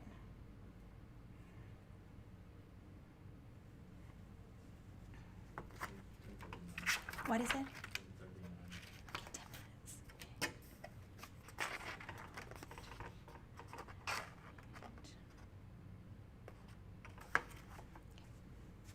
All right. It says if a person is randomly selected, what is the probability? And you know what? Anytime you see probability, you know you're setting up a fraction. And they love to give the answer in, well, they'll use a colon or they'll use decimals, but we do the math for probabilities the majority of the time as a fraction. So we're setting up a fraction. Out of those 150 people, how many fit the description? How many have either type A or type AB? So type A is 67, type AB is 6. So how many people fit our description? It would be 73. We add them together, okay? Type A or type B. Anytime they ask you for a probability with or, you're always going to add, okay? If they say which one has type A and type B, if this was an and, this is when you're going to multiply the probabilities. But in this case, none of them have both. Okay, so it wouldn't be this question. But an or, you always add them, and you always multiply. Okay, go ahead and look at the next one. Oh, and that answer was D.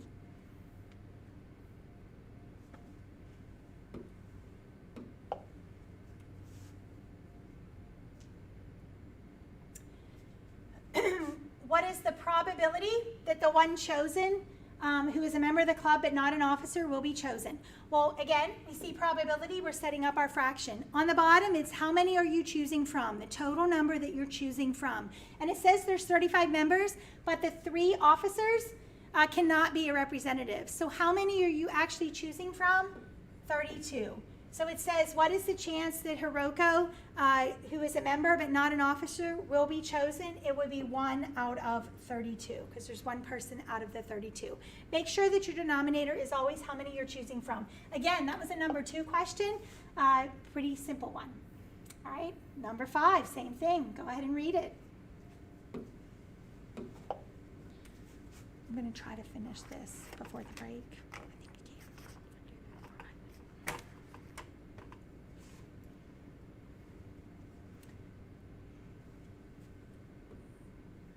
What's the probability that the person is going to draw a $20 bill? So we set up the fraction. How many bills how many bills were in the wallet? So we have 5 $5 bills, 7 $10, so 5 plus 7 is 12, and 8 $20. So we have 20 bills in the wallet. So what is the chance that he pulls a $20 bill? Well, how many were $20 bills?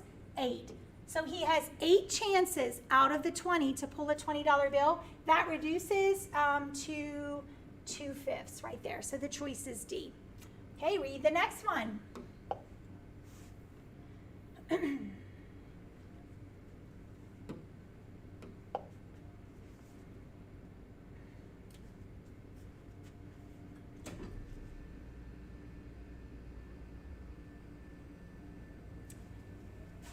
This is number 31. So we jump from a probability questions of 1, 2, and 5 to number 31. So whenever you see that, just know, there might be something that you might not catch, or it might be a little trickier with the numbers. Just make sure that you don't just say, oh, that was easier than I thought. Especially in the 40s and 50s, when you say, oh, I think that was pretty easy.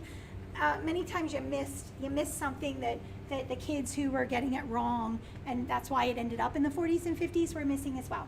Okay, we want probability, and it says, so you have this puzzle box with 750 pieces of the puzzle, and then they were so kind to throw in 5 pieces that don't go anywhere. That's usually not what happens with our puzzles. We usually are missing a piece that's on the floor or something. But anyway, how many total pieces are in that box? For the total, it's 755 pieces are in that box. The 750 plus those 5 extras. And it says, what is the probability that you draw an extra piece? So how many of the 755 are extras? 5. So your probability of drawing an extra piece would be 5 extra pieces out of the 755 total. So this answer is D.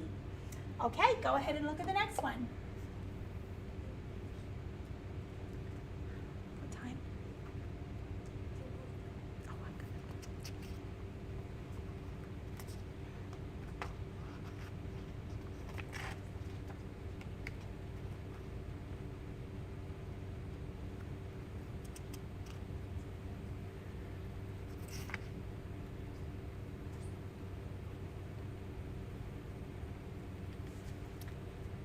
Okay, we have seen this exact question twice on release tests. They even have red, yellow, and green marbles, and they just change how many marbles are in the bag and the fraction that you want. That's it. So they like this question. We know that we've seen it twice, and again, we only see 3 tests a year. Okay, so probability, once again, don't mark my board. Probability, we set up a fraction. So how many marbles are in the bag? We have 32 marbles in the bag. And right now, how many red marbles are there? 12. So 12 out of 32. And what we want to do is add red marbles to the bag to turn this probability into 3 over 5. But if you add red marbles to the bag, you're also adding the same number of marbles to the total number of marbles in the bag. Okay, and it's saying how many additional red marbles do you add until this fraction equals 3/5. So this is one where you could try the answers. And notice that they're in order, and you can just start and go down through them. You can in this one, and it doesn't always work for every math question, but you could start with the 28 and put the 28 here and here, calculate it out. And if your number is greater than 3/5, then you know you need to go down and add fewer red marbles. If it's less than 3/5, you would have to go up. So it's a way of separating. But again, what you're probably going to get on your calculator is a fraction. And if you put a 28 in there, you would have to compare that fraction to 3/5, which would require converting them both to a decimal. So it can actually take longer if you start in the middle of the question. And it is a technique that you can do, but you have to really be choosy when you use it, because it can create a little extra time.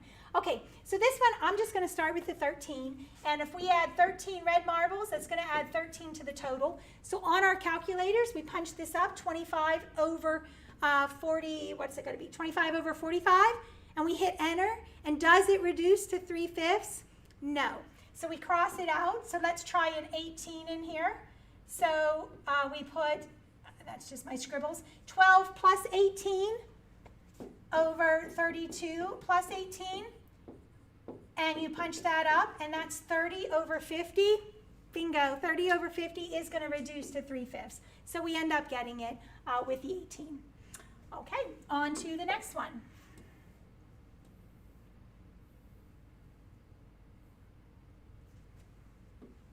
Go ahead and read it.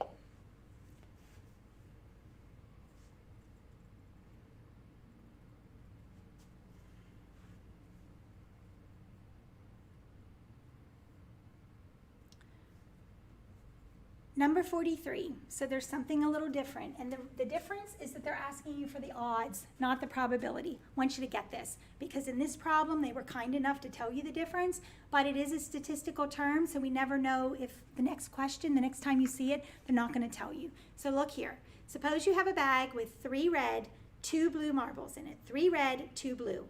If I ask you what is the probability of getting a red marble, it would be 3 out of 5, the total, 3 out of 5. If I ask you what the probability of getting a blue marble is, it's 2 out of 5, 2/5. Okay, odds is different. If I say what are the odds of getting getting a red marble, it would be 3 chances to get a red marble versus 2 chances to not get a red marble. Odds is not the same as probability, and a lot of people use them interchangeably, even in sports when you watch on TV, and they're different mathematical meanings to it. So the odds of getting a red would be 3 to 2. 3 chances of getting a red, 2 chances of not getting a red. What are the odds of getting a blue? 2 chances for getting a blue versus 3 chances for not getting a blue, 2 to 3. So when we go to this question and it says, what are the odds that a person chosen for jury duty is in the age of 25 to 35 years? So we come down here, it's a circle graph, so we know they add up to 100%. So what is the chance, or how many of 100 people, you can view it like that, are in that age range? And if you look, 25 to 35 is the black sector here, so it's going to be 42. So this would be 42 compared to, remember, we do math as a fraction, so even though you see these colons over here, we don't do math using colons, we use fractions. So always set it up as a fraction. So it's 42, and it's not going to be 42 out of 100. That would be the probability. That's why it's 42%. The odds is you have 42 chances of getting somebody in that age range versus, and if you add these all up, it would be what are your chances of getting somebody not in that age range? And these all add up to 58. And remember, these two numbers have to add up to 100. And on your calculator, you would punch in 42 over 58.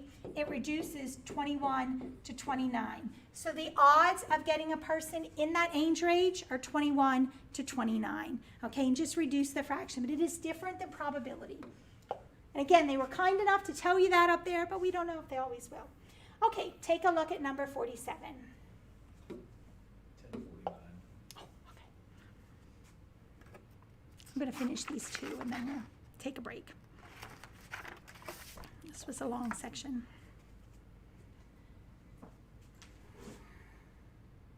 We good?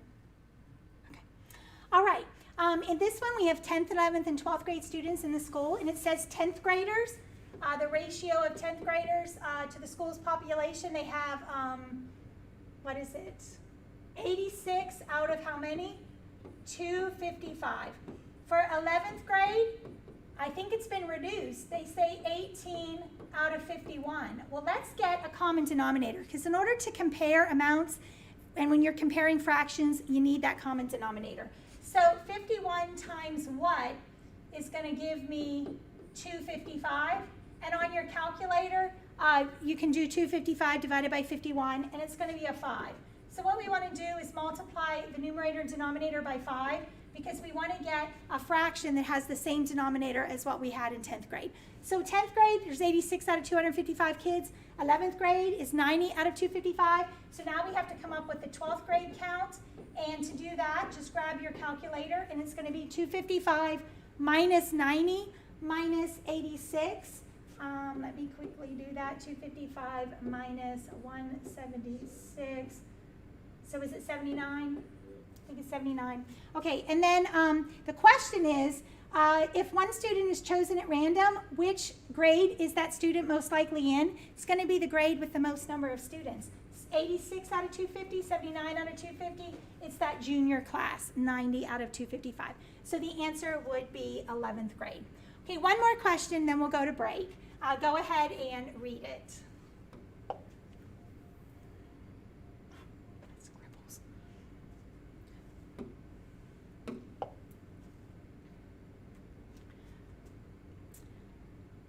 Okay, it's saying, what is the probability that it will rain both days? This was a question from one of those grouped sections, and it was a probability question, and this was the key piece of information from all of the information that they gave you that would go to this question. It says, during the week, we just had an announcement in the building, no worries. Okay, it says, during the week, the Smiths plan to roof the cabin, there was a 20% chance of rain each day. So 0.20, 20% of chance of rain each day.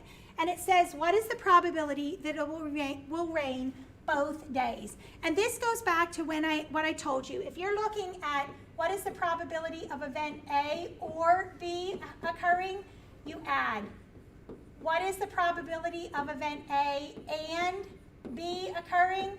You multiply. And this is the key right here. This is the key for that first question that we did and this last one.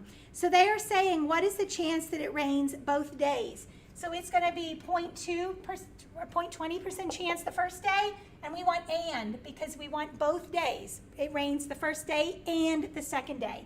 So it's 0.20 times 0.20, and when you punch that up on your calculator, you're getting choice A, 0.04. I find that remarkable. If there's a 20% chance of rain on Monday and a 20% chance on Tuesday, what's the chance it rains both days? Only 4%. Okay, not as bad as we make it seem. But what if the question was, what is the chance of it raining the first day or the second day? Then it would be 20% plus 20%, and that would be choice E, 40%. So in probabilities, when they say event A or B, or is always adding, and when they say event A and event B, both days, that's when you multiply. Okay, we're going to take a 10-minute break. We will see you in 10 minutes. Go rest and relax. We'll be back.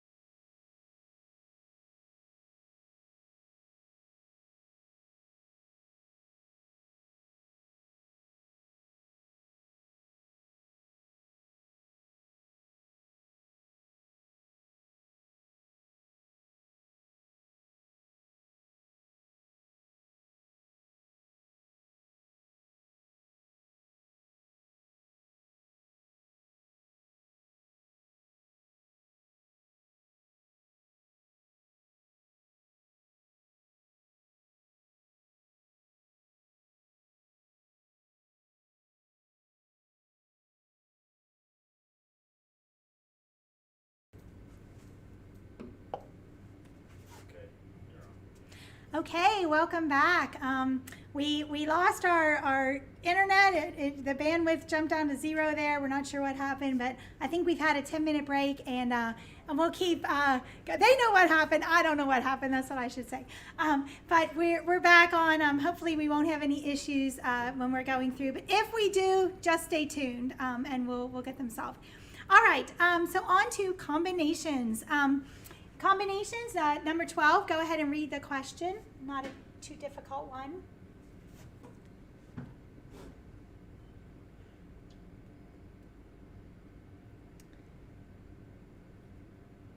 Okay, so you're choosing a sandwich, a soup, a salad, and a drink. How many sandwiches do you have to choose from? 3, so 3 choices for the first blank. How many soups do you choose from? 3. You have 4 salads and 2 drinks. To find how many combinations you can have, you simply multiply 3 times 3 times 4 times 2. And before we go on to this next question, I just want to show you a couple problems that have shown up on last year's release test they haven't been released that we can work them today, but they've been on there. And they'll say, how many ways are there to arrange letters in a word? And suppose the word is arena. Actually, let's do that word the second. Let's go to the word blink. Okay, how many ways are there to arrange the letters in the word blink? Well, there are 5 letters. And how many choices do you have for the first letter? You have 5 choices. You could choose any of the 5. Then once you put a letter in that blank, you have 4 choices here, 4 choices left.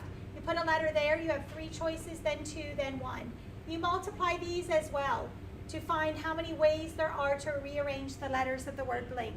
5 times 4 times 3 times 2 times 1 is 5 factorial, and it's an exclamation point symbol. You do have that symbol on your calculator. If you find it, 5 factorial will give you, I think that's 120. So there's 120 ways to rearrange the letters in the word blink. This is what they like to do.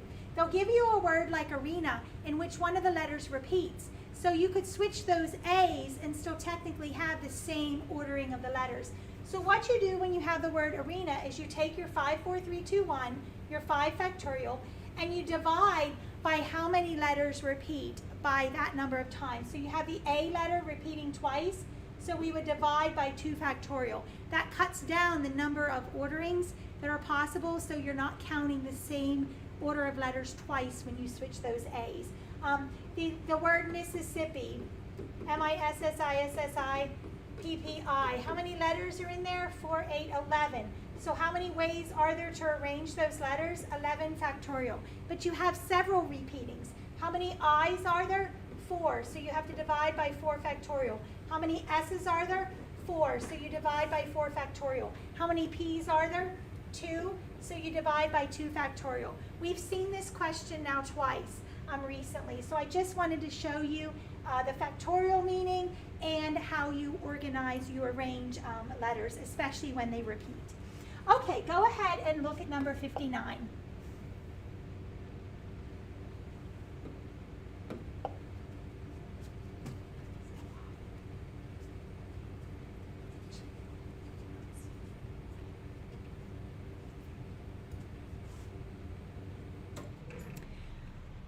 Okay, again in number 59, we see that word probability, so we know we're setting up a fraction. And it says you have 4 multiple choice questions. So over here, I'm going to draw my blanks for the 4 questions. How many answer choices do you have for each question? 3. So for the first question, you have 3 choices. The second question, 3 choices. The third and the fourth. Again, you always multiply to see how many total combinations you have. So 3 times 3 times 3 times 3 means there are 81 possible combinations of answer choices. So out of those 81 possible combinations of answer choices, it could be AAAA, AAAB, AABA, ABAA, and you can go on and on. 81 of them. Out of those 81, how many combinations are correct? Only 1, and that's the teacher's answer key. So 1 of the 81 are correct, so the answer choice is E. Okay, on to some fraction questions. Many students don't like the fraction questions. Okay. A lot of them are the math sense questions. You just have to know how to, whether you add, subtract, multiply, or divide. But go ahead and read number 30.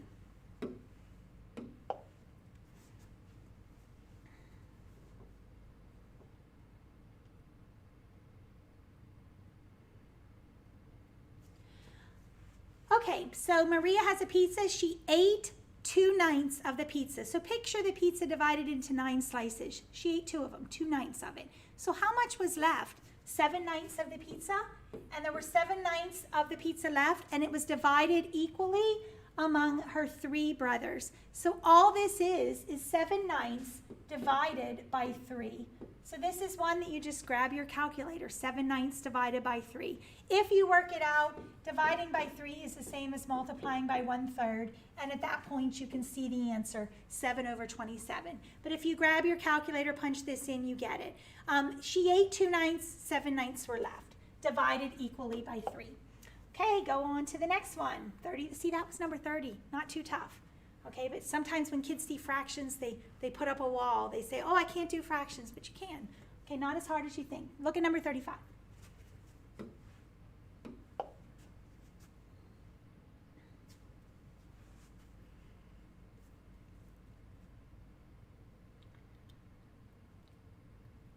Okay, we want to compare how much of the sandwich each of the 3 boys ate. In order to compare fractions, you need that common denominator. So it says that Jerome ate 1/2 and Kevin ate 1/3. So if you look at the denominators 2 and 3, what is the least common multiple of 2 and 3? 6. So we want to convert 1/2 to 3/6. Just multiply by 3 down below, multiply by 3 up top. And then we can convert 1/3 to 2/6. Again, we're multiplying by 2 this time, 3 times 2 and 1 times 2. So if Jerome ate 3/6 and Kevin ate 2/6, how much did Seth eat? He only had 1/6, okay? And just picture the sandwich cut up into 6 sections. Jerome ate 3, Kevin ate 2, Seth ate 1. Right there is your answer, Jerome to Kevin to Seth's share ratios. You only have to compare the numerators when those denominators match, when they're alike. Okay, on to the next one.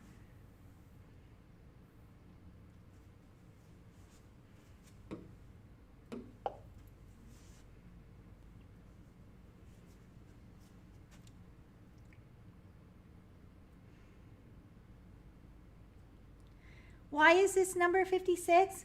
There's no numbers. They gave you no numbers, and they're asking you what fraction of the square's area is in a region labeled A. Let's take a look at this, okay? This rectangle right there, just that one right there. What fraction of this square is in that A rectangle? Well, if I took the whole square and divided it into this size rectangle, there would be 6 of them. See, do you see how each row is the same height? And I just don't know how to not do that. Oh, no, that's highlighter. No. Okay. Each row is the same height. So if we divided each row into 2 rectangles, there would be 6 of them. 1, 2, 3, 4, 5, 6. So that area right there is 1/6 of the area of the entire square. Take a look at this area right here for A, or that rectangle. How many of those size rectangles are in this square? Well, if you take a look, again, we divide each row by thirds. There would be 1, 2, 3, 4, 5, 6, 7, 8, 9. So that square right there represents 1/9 of the area of the whole square. And then this rectangle here, okay, if we divided the whole thing into these size rectangles, there would be 1, 2, 3, 4, 5, 6, 7, 8, 9, 10, 11, 12. So this one right here is 1/12 of the entire rectangle. So what do we do to get the answer? We add those fractions. We have 1/6 of the square plus 1/9 of it, and then plus 1/12. So you grab your calculator. You should know your fraction buttons, and if you don't, text me. Text me a picture of your calculator. I'll make sure you know how to work them. 1/6 plus 1/9 plus 1/12 ends up being 13/36. Okay? And that's then what fraction is represented by A. You just had to find each one and add them up. All right, that takes us into ratios and proportions. Look, we have a number 1, an easy one, followed by a number 51. Go ahead and look at number 1.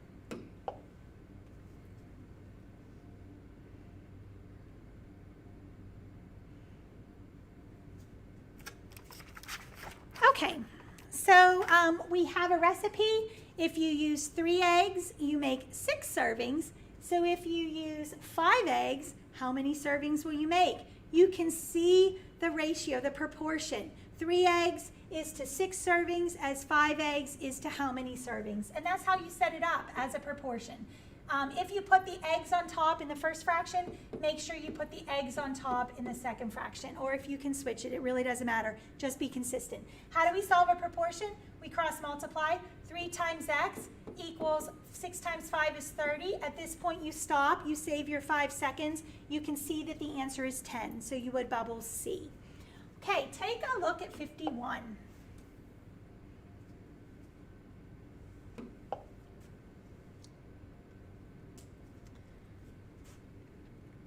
Okay, like I said before, we do not do math using colons. We use fractions. So the first thing I'm going to do is take what they gave us and write it in fraction form. So x to y, we're going to put x over y equals 5 over 2. And then the second one, y over z, z equals 3 over 2. Let me try to use my eraser. Okay, so we have x over y equals 5 over 2, y over z equals 3 over 2. And then they ask us for what is the ratio of x to z. So I look up here, I have x over y, and I have y over z. So I look at these two fractions. What would I have to do to these two fractions to get x over z?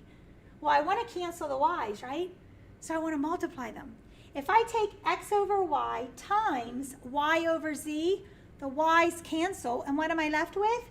X over z, okay? So it's x over y times y over z equals x over z. So x over z is going to equal the product of 5 halves times 3 halves, okay? Because this one times this one equals that, so we can say x over z is going to be 5 halves times 3 halves. And when you multiply fractions a lot, we'll just grab their calculator, and that's fine, but you multiply across the top and you multiply down below. So it's, oh, I just put that on there. There is no negative.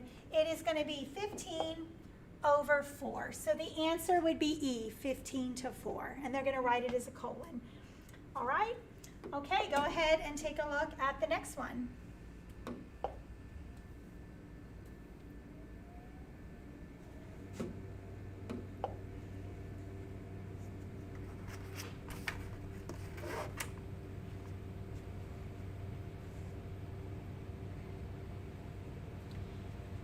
Okay, can you, it's only number 3. Can you see the ratio?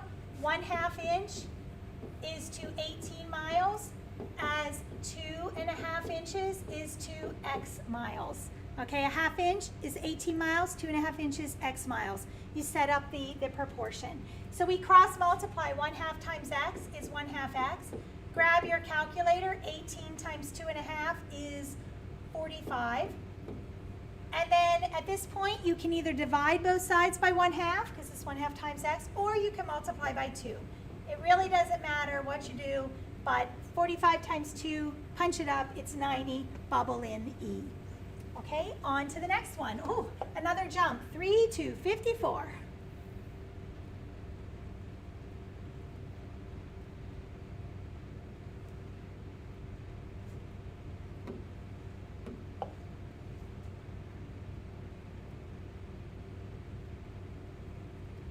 So we have 7 cans of food in 3 days. How many cans of food in 3 plus D days? It's a proportion again, and I know they threw a variable in there, but that's okay. 7 cans of food, 3 days. How many cans of food to 3 plus D days? So we set it up. 7 cans, 3 days equals how many cans, and I'm going to do an X because that's what we're going to solve for, in 3 plus D days. Okay, so you just set up a proportion. The D is there. We're not solving for it. It's just one of the things that they gave us. We're going to solve for X. How many cans in this many days? So we cross multiply again. I'm going to take 3 times X this way, 3X equals, and when I take 7 times 3 plus D, you have to distribute the 7. So 7 times 3 is 21, and 7 times plus D is plus 7D. And then at this point, to solve for x, we divide by 3. So we divide all 3 terms by 3. and x is going to equal 21 over 3 is 7 plus 7d over 3. And is that the way they wrote it? Yep, the answer is K. All right, again, it's just a proportion. Now, we had a proportion in the previous one that was number 3, and this was number 54. The only reason this simple proportion problem was at 54 was because of the 3 plus d, but you work it exactly the same way. Okay, number 27.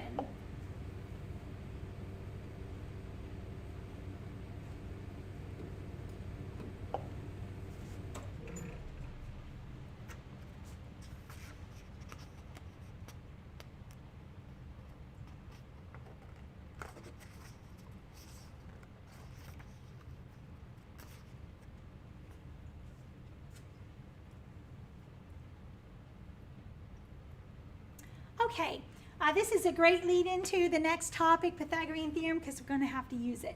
All right, well, they give us two triangles here, the little triangle down here, BCD, and then the large triangle, ACE, and we have similar triangles. Those triangles are the same shape, but different size, and I think you can see that because all of the angles in one triangle match all of the angles in another, and you can see that one is just blown up. So we have a little triangle, a big triangle that are similar. And what do we know about similar figures? That the angles are all congruent and the sides are proportional. And those proportional sides, that's where we're going to set up our two ratios equal to each other that we can solve. So it says the length of AC is 20 and the length of BD is 3. This length is 4. And the question is, what is the length of AE?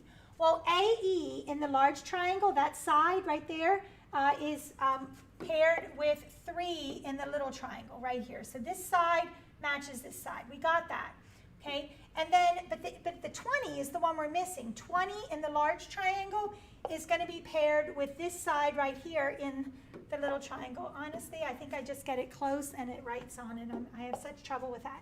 All right, so the question mark is to 3 as 20 is to this side right there. So we need to use the Pythagorean theorem, which relates the sides in a right triangle, in order to find this part right here. My goodness. All right, so the Pythagorean theorem tells us that 3 squared plus 4 squared is going to equal that side squared. So 3 squared plus 4 squared equals, and I'm just going to put, yeah, I'll call it an x squared. So 9 plus 16 equals x squared. 25 equals x squared. How do you solve for x? We square root both sides. So what is this side from here to here going to be? Right there, that is going to be a 5. So now we can set up our proportion. We can say question mark is to 3. Question mark is to 3.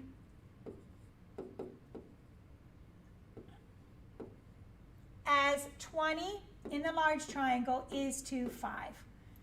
Question mark is to 3 as 20 is to 5. We set up a proportion with those corresponding sides of our similar triangles. Cross multiply, 5 times question mark is 5 question mark equals 3 times 20 is 60. Grab your calculator, 60 divided by 5, the answer is 12. Okay, and let's go back to this Pythagorean theorem. 3, 4, 5, the three numbers that work in the Pythagorean theorem, 3 squared plus 4 squared equals 5 squared. Those are called Pythagorean triples. And it will benefit you to know the Pythagorean triples and to not always have to take the time to solve for a Pythagorean triple when they give it to you. The most common ones are 3, 4, 5. These are values that will work in the Pythagorean theorem. A squared plus b squared equals c squared. 3, 4, 5. I'm on highlight. Okay, thanks. 5, 12, 13 is a Pythagorean triple. 8, 15, 17 is a Pythagorean triple. 8, 15, 17. 7, 24, 25 is a Pythagorean triple. And they love the multiples of these simple Pythagorean triples, like 6, 8, 10 is also a Pythagorean triple. 10, 24, 26, also a Pythagorean triple. So if you know these, it can save you time working the Pythagorean theorem. Which, to take a look in a right triangle, the Pythagorean theorem, anytime you're solving for sides in a right triangle, the sum of the squares of the lengths of the legs is going to equal the square of the length of the hypotenuse. So it's a squared plus b squared equals c squared. It will be on the ACT. So you look for those right triangles and know that if you're solving for lengths of the sides, it's Pythagorean theorem. Okay, so take a look at number 19.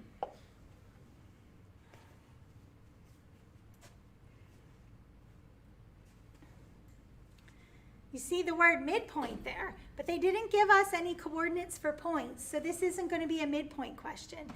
They ask us, how far is the midpoint of segment AB from point A?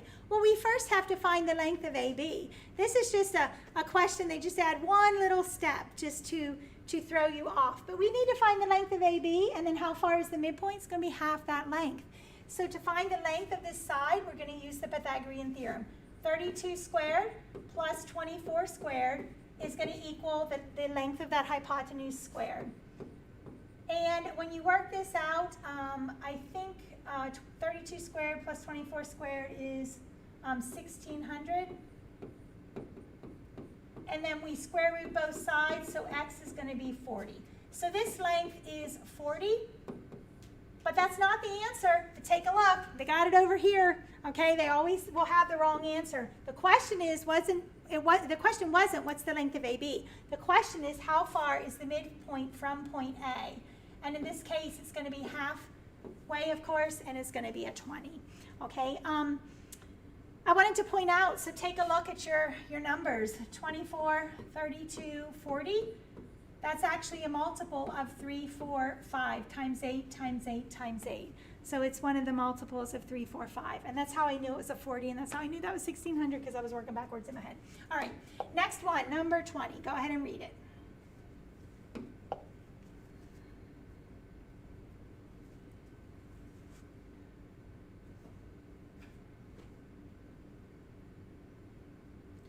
What phrase is different in this question that you normally don't see on the ACT? What does it say?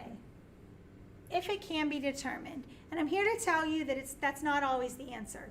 But when they say, if it can be determined, and you have a cannot be determined, always give it some serious weight. And sometimes it's not the answer. But I would say 2/3, 2 out of 3 times, it is. Because it's a very rare thing that they do. In this one, it says in triangle DEF, and they give you 2 sides of the triangle, and they say, what is the length of the third side? The question is, can you use the Pythagorean theorem in this triangle?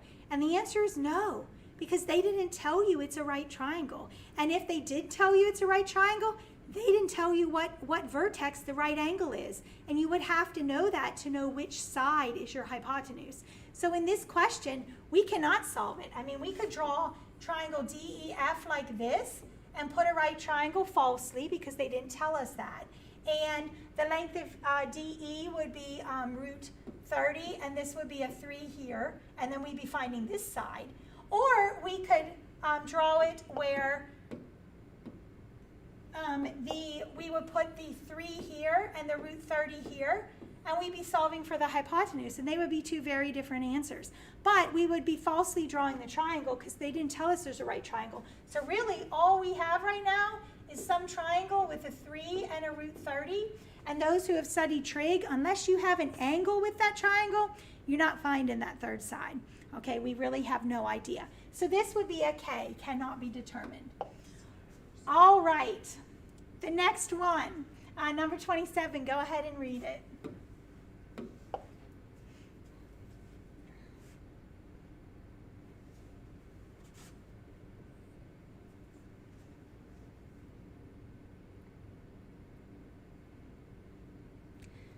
All right, this one, number 27, and I actually would have expected it to be a little further. But let's take a look. It tells us the hypotenuse is 8 root 2.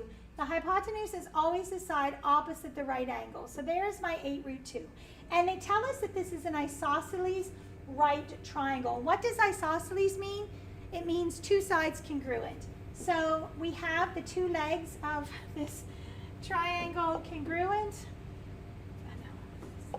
The triangle congruent. So it's not only an isosceles right where you have those 2 sides congruent, but it's also a 45, 45, 90 degree triangle. Okay? And you remember these special right triangles, hopefully, from geometry or trig. And let's just review both of them because they can show up on the ACT. Here's a 45, 45, 90. And what we know is that if the 2 legs are x and x, because remember, another name is an isosceles right, those legs are going to match, that we multiply by root 2 to get the hypotenuse. So it's x, root 2. So to go from the leg to the hypotenuse, you multiply by root 2. How do you go backwards from a hypotenuse to a leg? We would divide by root 2. So come over here. We were given the hypotenuse as 8 root 2. So to go backwards, we divide by root 2. The root 2's cancel. So each leg is 8. And then this is where some kids, they're like, oh, there's the answer, 8. And they circle A, but it is wrong. They love to put those wrong answers right up there first. That wasn't the question. The question wasn't the length of the leg. The question was what? The perimeter. So the perimeter is 8 plus 8 plus 8 root 2. And you can only combine like terms. So 8 plus 8 is 16 plus 8 root 2. So the answer here is E. Okay, now if you don't remember your 45, 45, 90, that you multiply by root 2 to get the hypotenuse and you divide by root 2 to get a leg, you could use the Pythagorean theorem here. So what we would do to use the Pythagorean theorem is we would know isosceles means these two legs match, so they're both x and x. And then we would set up the equation, x squared plus x squared equals 8 root 2 squared. Well, x squared plus x squared is 2x squared. And when you square 8 root 2, the square of 8 is 64. The square of root 2 squared is just 2. So we get 2x squared equals 128. We divide by 2 so that x squared equals 64. And then at this point, to find x, we would square root both sides and get an 8. And then we would still remember that that's not our answer because they asked us for the perimeter. So it would be 8 plus that 8 root 2 to get our answer of E. The answer to this one is E. And then this is one of your special right triangles.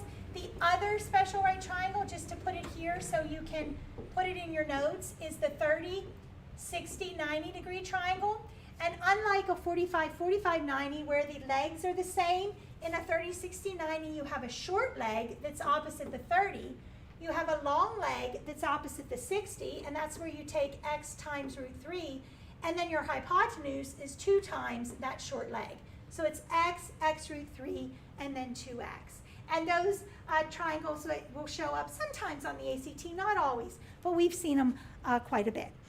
Okay, go ahead and let's turn to the next one.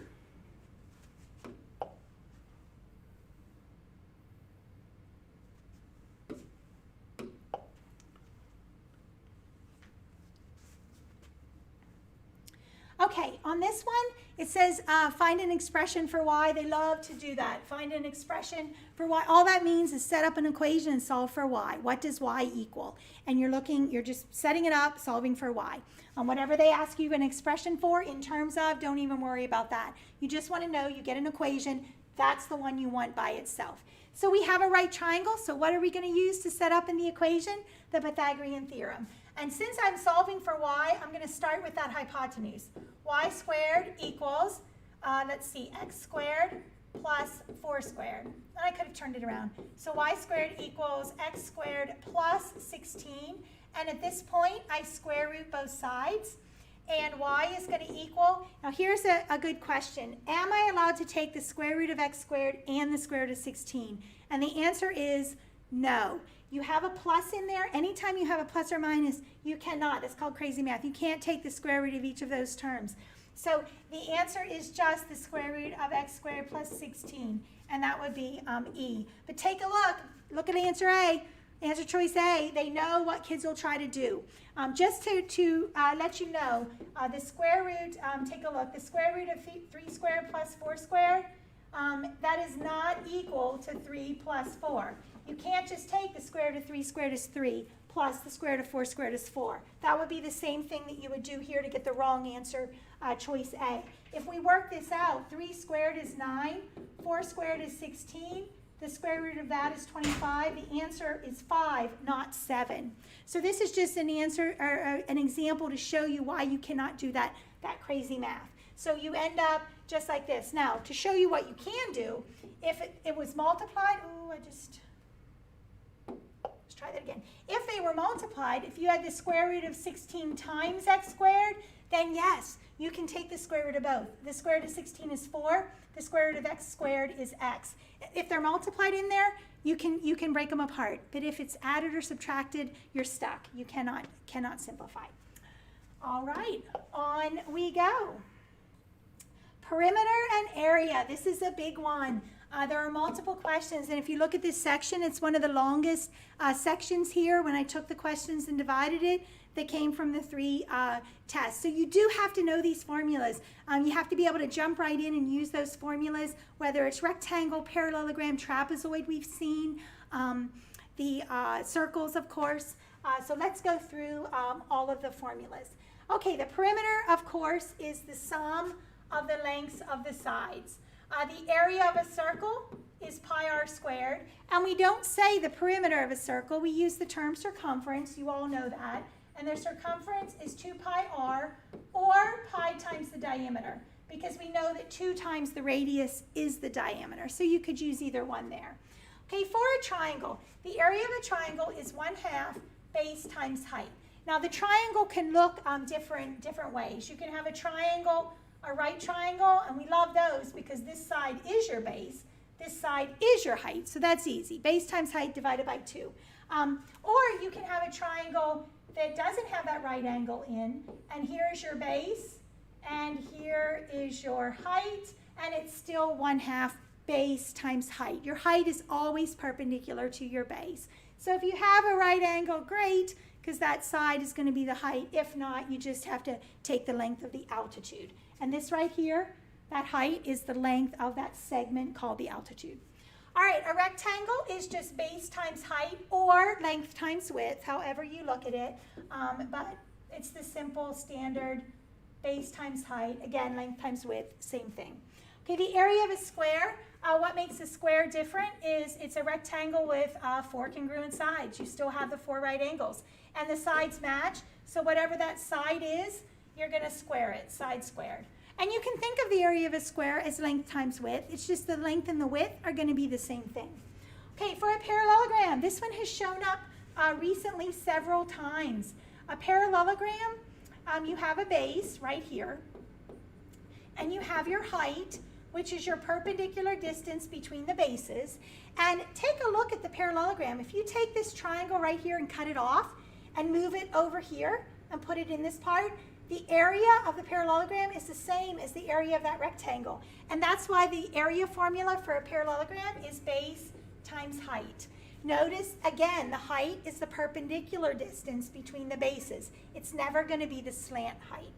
Okay, and the last one is a trapezoid. A trapezoid is when you have only one pair of parallel sides. And those 2 parallel sides are called your bases. So you have base 1, down here is base 2. Again, the height is the perpendicular distance between those 2 parallel bases, and the formula is 1/2 times the height times the sum of the bases. And we've seen with trapezoids, we've seen questions where they actually give you the formula, and we've seen questions where they do not. So it is one that you need to know. Okay, and those are your formulas. So there's some flashcards, note cards for you. Make sure you know them. Let's start through the examples. Go ahead and read number 21.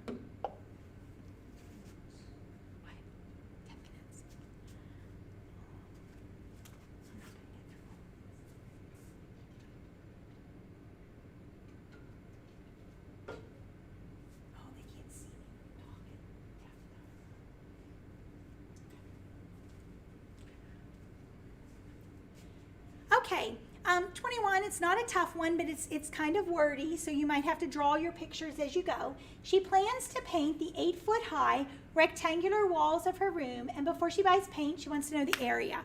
So she has 2 walls that are 10 feet wide. The other 2 walls are 15 feet wide. So she's going to have 2 walls 8 by 10, 2 of them, and then 2 walls 8 by 15. And some people can do this without drawing the pictures, but I think visual, whenever they give you shapes, is always a good thing. And so what would the area of this wall be? Base times height, length times width. It would be 8 times 10 is 80. And how many of those do you have? 2. And then the area of this wall would be 15 times 8, which is 120. And how many walls, how many of those do you have? You have 2. So if you add this all up, that is 400. So together the 4 walls is 400. But then it says the combined area of 1 window and 1 door in the room is 60 square feet. She's not painting the window and the door. She's only painting the walls. So we need to subtract the 60 from the 400 to find the total area that she's painting. And in this case, it would be 340. So a wordy problem, but not too difficult. It's really, you know, the area of the rectangle and then some math sense. Okay, take a look at the next one.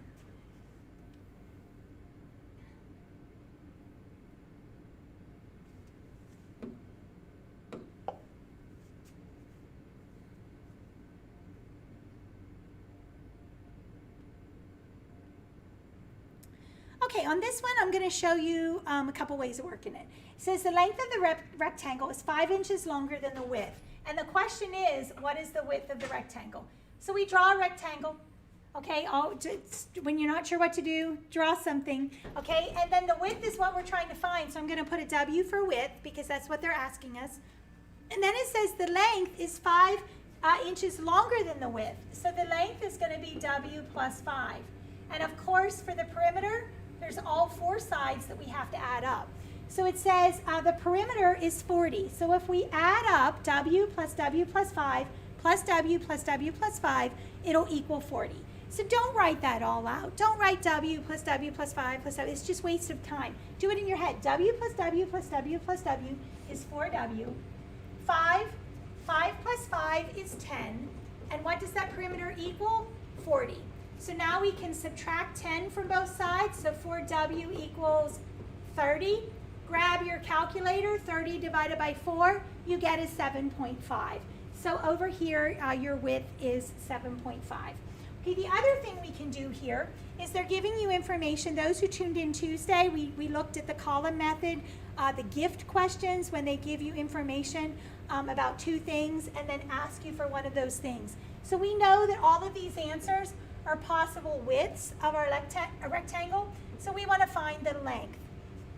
And we know that the length is 5 inches longer than the width. So we can go down through here and add 5 to each one of these values to come up with possible lengths that go with these widths. That would be 21, this would be 22.5. And then all you need to do once you come up with your 5 possible widths and lengths is add them, 2 widths plus 2 lengths, to see what gives you a perimeter of 40. And if you start with F, 7.5 plus 7.5 plus 12.5 plus 12.5, you're going to get your 40. Or you add them together, 20 times 2. Either way, you're going to get F as your answer. But this is one that you can use that column method if you don't want to write the equation. Okay, go ahead and read number 35.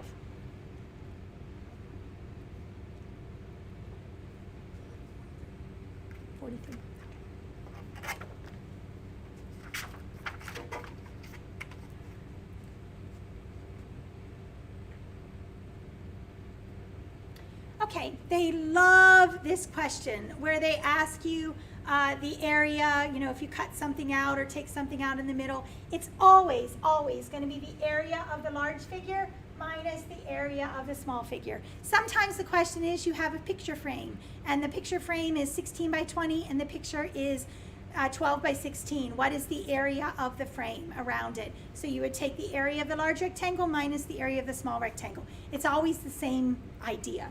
Okay, we've even seen circles where a little circle inside a big circle, what's the area around it? Area of the large minus the area of the small. Same formula. Okay, so we want to know the area of this walkway around this, what is it, a cabin? And I think this was one of those sets of questions that they gave information on. All right, so if you take a look, the area of the outside rectangle, this length is 30 right here, and this length is 36. So you're going to take 36 times 30 and get that answer, and I think that's 1,080. And then you have to multiply the inner ones. And if you look closely, the 24 right here is this distance, this length right here. Or you could do 30 minus 3 minus 3 and get the 24. But if you look closely, they actually gave them to you. And the 30 is this one right here. So the inside, the part that we're cutting out, we're taking away, would be 24 times 30, and that is 720. And you simply subtract them. So what is the area of the walkway? It's going to be 360, choice C. Okay, on to the next one.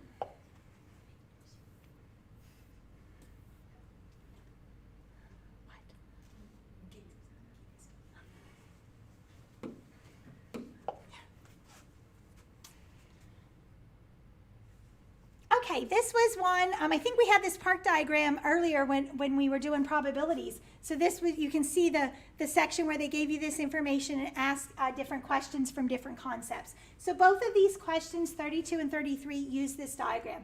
The first one, it says, what is the area in square inches of the scale of the park? So this diagram, we want the area of it. So you look at it, and if you look at the park, it's a trapezoid.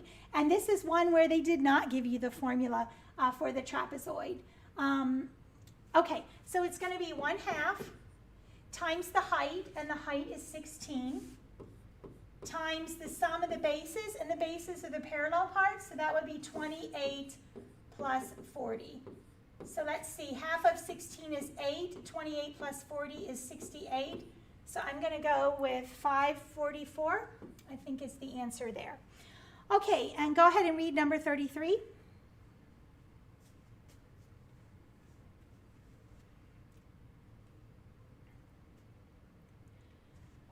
Okay, in 33, it says, what is the perimeter? And this got cut off when I copied and pasted, but it should say, what is the perimeter in feet? In feet, and that's very, very important, in feet of the park. Because they don't want, they're putting a fence around the park, so they don't want the fence in inches, because inches, you know, this is the diagram. So you have to find this perimeter and then convert it to feet to find the length of the fence that you will need. So we're just finding the 4 sides, and these 3, no problem. So you have 40 plus 16 plus 28, but the one that we have to work on is this side right here to be able to add it up. So what I'm going to do is draw a perpendicular. Oh, that's really, I didn't want to do that. Okay, let's try again. Don't touch the board. All right. We draw a perpendicular, so we form a right triangle here.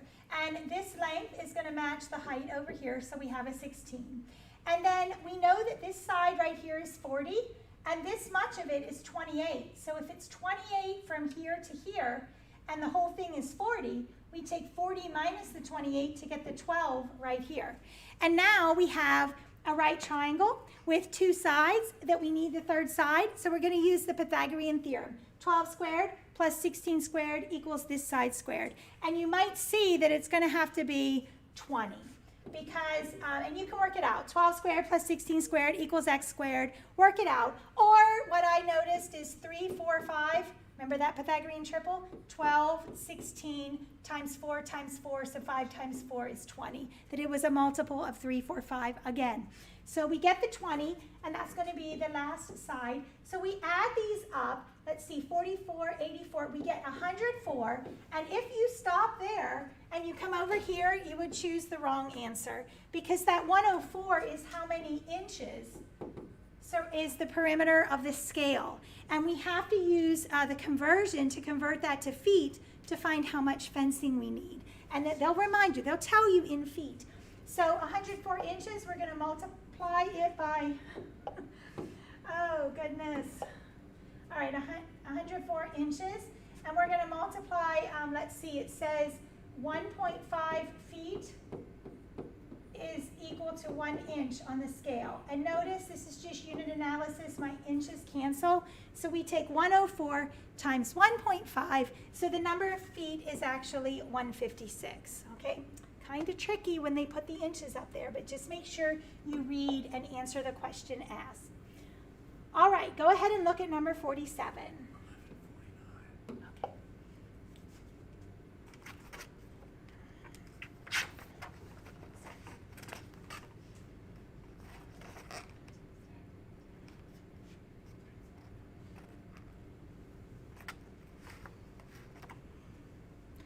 We started a little late, so I'm going to do these two.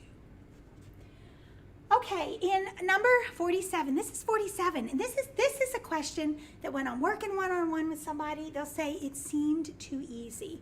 Well, that's your intuition saying you might have missed something. All right, if it seems too easy. And this one, it says you have a rectangular floor that is 15 feet by 21 feet. And the question is, what is the area? And you're like, oh, area of a rectangle. We multiply base times height, length times width. But then you see the italics, and it says the area in square yards. So what you have to do, you have to convert your feet to yards first to avoid the mistake, because this is what most kids do. They know that there's 3 feet in a yard, so they multiply these together to get square feet, then they divide by 3. Well, there's 3 feet in a yard, but there's actually 9 square feet in a square yard. See, if you have a 1 yard by 1 yard, that's actually 3 feet along here and 3 feet along here.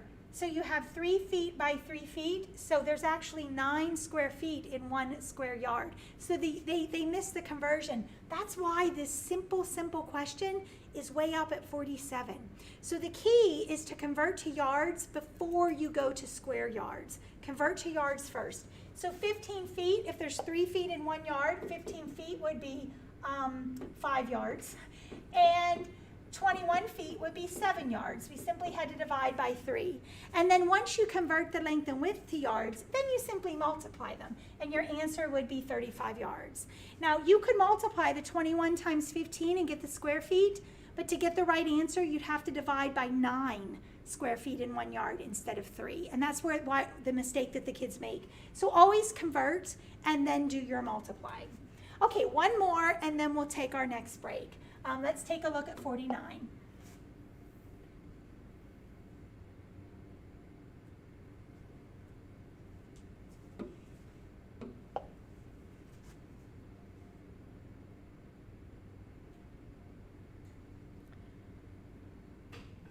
Okay, all of those words to say, find the area of this diagram. That's it. And we look at it, and we don't have, it's not a trapezoid, it's not a parallelogram, so we're going to have to divide it up. And what you have to remember, and this is number 49, and it's not hard, but what kids fail to realize is when they give you coordinates of points, they're actually giving you lengths. They're giving you distances. What is this distance right here from 0 the whole way out? That's 5 units, okay? This point right here means we go out 3, up 3. So they've just told us that this is 3, and what is this distance right here? 2. And what is the height? 3. Okay, let's draw the square in right here. Okay, this is going to be a 3. And this point right here was out 2. Out 2, up 3. So that distance right there is a 2. And if this is 3 and this point up here is 0, 4, what's this distance right here? 1. And of course this one right here is 2. So you see how I use the points to come up with the distances. Now we have shapes that we have formulas for their area. So let's take a look at this square. What's the area of that square? 3 times 3, so we have a 9. The area of a triangle is 1/2 base times height. My base and height are 3 times 2. 3 times 2 is 6. Half of 6 is 3. And this area right up here of this triangle, base of 2, height of 1. So 1/2 of 1 times 2 is 1. You add them up, and the answer is going to be 13. Okay, use those coordinates to come up with your lengths, because the first one will be the horizontal distance over, and then the y will be the vertical distance up. Okay, we are going to take another 10-minute break. So grab a snack, a drink, and we will be back in 10 minutes.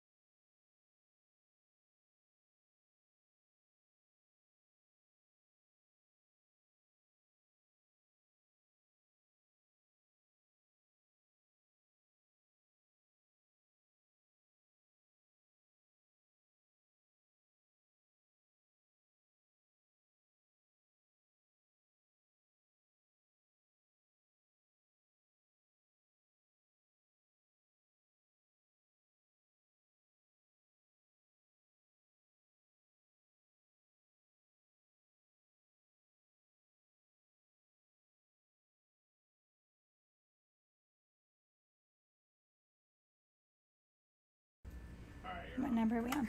Okay, welcome back. We just have 2 segments left. We'll take another break at 12:50. My assistants are celebrating when I said two segments left. We'll take another break at 12:50, and then we'll finish up with the last segment. So let's get back to perimeter and area, and we were on question 37. So go ahead and take a look at this.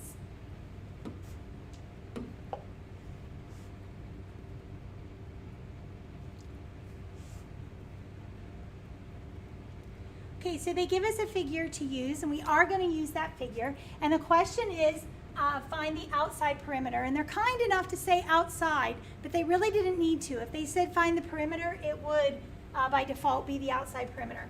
So we know that perimeter is the sum of the lengths of all of those parts. So right here, if we add these 2 together, that's going to be an 8 plus 8. And then plus, we need to add this distance plus this distance. Well, both of those are semicircles. So if we put them together, 2 half circles together, they make 1 whole circle. So we need to find the distance around 1 whole circle. We call that the circumference. So the circumference is given by 2 pi r, or pi times the diameter. And the diameter happens to be what we're given here. The diameter is 8. So the circumference of this whole circle, if we put those halves together, the distance around is going to be 8 pi. And then right here, we have to be careful to only add like terms. 8 plus 8 is 16. Right there, 16 plus 8 pi, okay, to find the distance around. Okay, move on to number 38.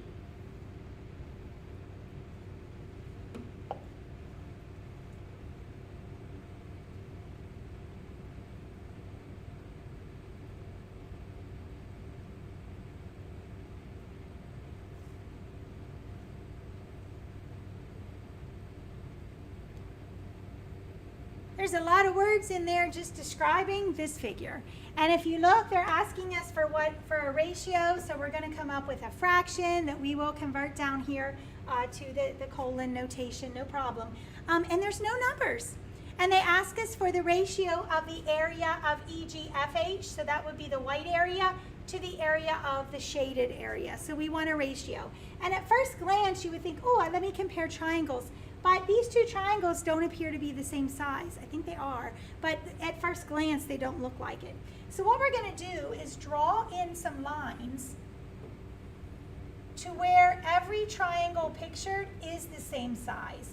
So if you look now, would you agree that this triangle right here is congruent to this triangle? You can see it. And that matches this triangle, which matches this triangle. So now to compare the sizes of these areas, we can just count triangles. So inside the white area, how many triangles do we have? 4. And the shaded area, 1, 2, 3, 4, 5, 6, 7, 8, 9, 10, 11, 12. So the area of the white compared to the area of the gray is going to be 4 to 12, which reduces 1 to 3. And you can just punch it in your calculator to reduce if need be. Okay, let's take a look at number 40.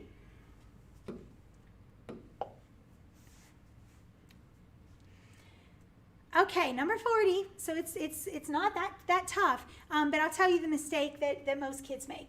When it says, what is the surface area in square inches of an 8-inch cube? Well, know that cube is a special rectangular prism. It's a special box in which the length, width, and height are all the same. So recognize it as a special term. So if need be, you can draw it out. And we know that the length, the width, and the height are all 8. And what most kids do as soon as they see a length, a width, and a height, they're all like length times width times height. So they would do 8 times 8 times 8 and get 512, and it would be wrong, because that tells you the length times width times height is your volume formula. And we're going to do volume here in a second. So, but that's not what they ask us for. They didn't ask us for volume, they asked us for surface area. So the surface area is the area of the 6 sides of the cube. You have a top and a bottom, a right and a left, a front and a back. There are 6 sides. So because it's a cube, the area of all 6 sides, each area is going to be the same, because the length, width, and height all match. So we just have to find the area of one of the sides. So right there, 8 times 8, because it's a square, that area is 64. And then how many sides do you have? 6. So it's going to be 64 times 6. So the answer is 384 because they wanted the surface area. They're asking us how much cardboard is needed, not volume. Volume is how much goes inside. Okay, so this is a great formula, not for this problem. Okay, look at number 12.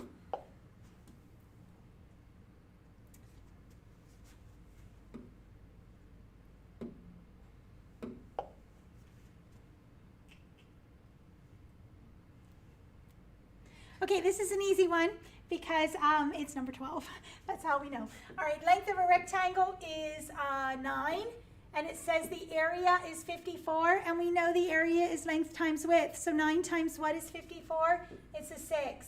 And then to find the perimeter, don't just add 9. Well, first of all, when you get the 6, don't select the 6 over here because you haven't answered the question. And don't just add 9 and 6 for the perimeter because that's only 2 sides. That's 15. You have to add all of them, and 9 plus 6 plus 9 plus 6 is 30. Just make sure you answer the question. These easy ones, you don't want to get caught with those little mistakes that we can make. And when kids pay for that test information release and they get the test back, and if it's somebody I'm working with, they bring it in and we start going over, I can't tell you how many kids will sit and when they miss the little ones and they're like, oh, and it's really in all 4 sections, not just math. And I know it's the rush of the day and the adrenaline and the time constraints. But the more you practice, you're going to be aware of those little attention to details, like making sure you answer the question and not just selecting the first answer you get, that sort of thing. Okay. All right, so we're moving on to volume.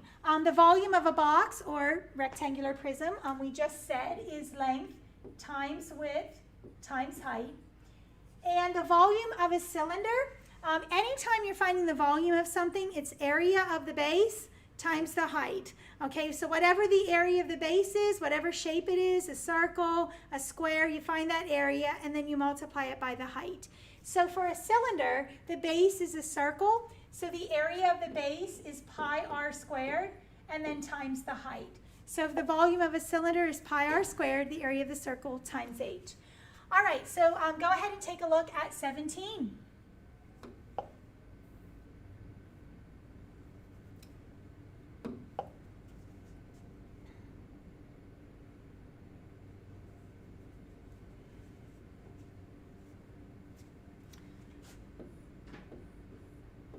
So we have our box. We know our length is 45. Our width is 30. What is our height for our volume to be what? 81. So we know 45 times 30 times h is 81,000.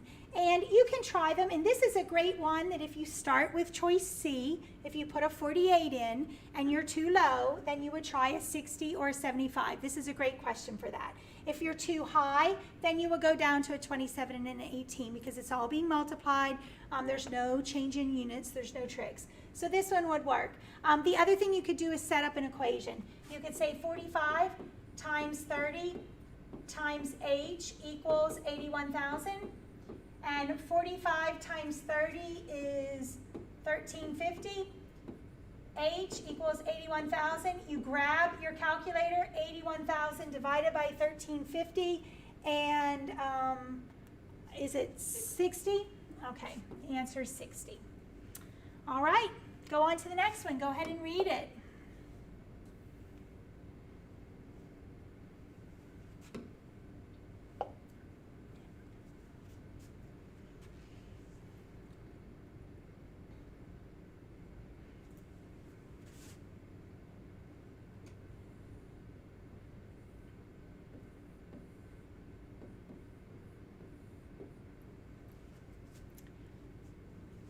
Okay, so in this one, and it's number 46, I'm going to give you a visual.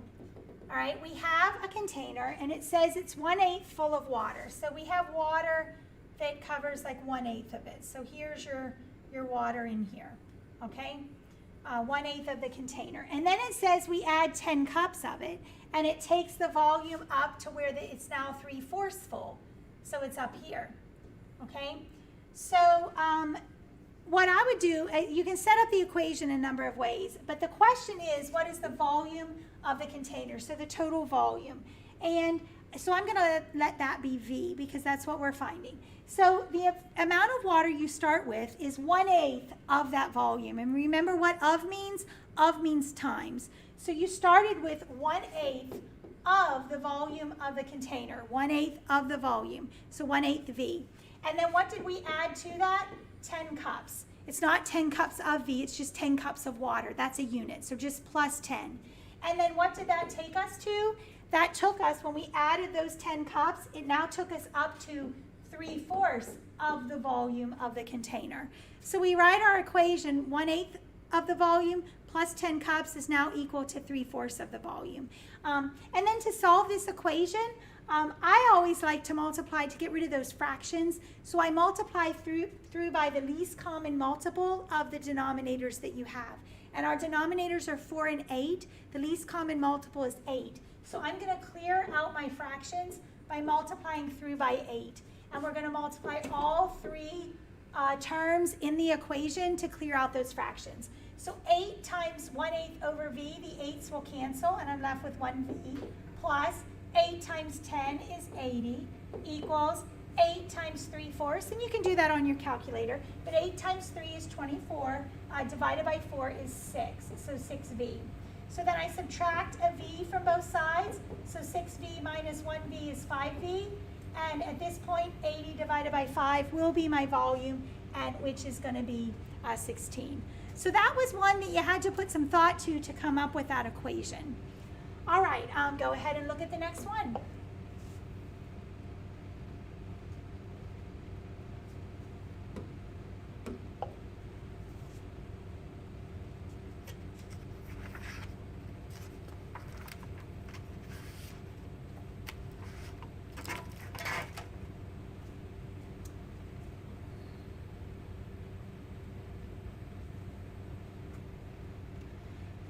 It's questions like this one that whenever we give the ACT here at school, especially when all the faculty is involved and we're giving it to the juniors, that English teachers that don't teach math, usually comment, you know, they'll walk around the room and they're not looking at the questions, but they switch to the math section and they always tell us, we're amazed at how much reading, how many word problems are involved in the math, and you can just flip through the book and see these lengthy problems. Just because it's long doesn't mean it's difficult, but it does add to the time factor. And I think this is one of them. All right, so we have a tank, a rectangular tank, and that's just a box again, so I'm going to draw it out. And let's see, they tell us that the tank has a base of 40 by 30, and do they give us a height? I think they do. They said it is filled with water to a depth of 20. I don't even think we need to know that. Okay, but we have some water in here. So I'll draw in the water. Let's see. So here's the water. All right. You can see it like in the tank. All right. And it's a depth of 20. So this distance right here is 20. We'll put it out there. So 40 by 30, and then your water is 20. And then they drop an object in this water. And what happens to the water when they drop an object in? It comes up.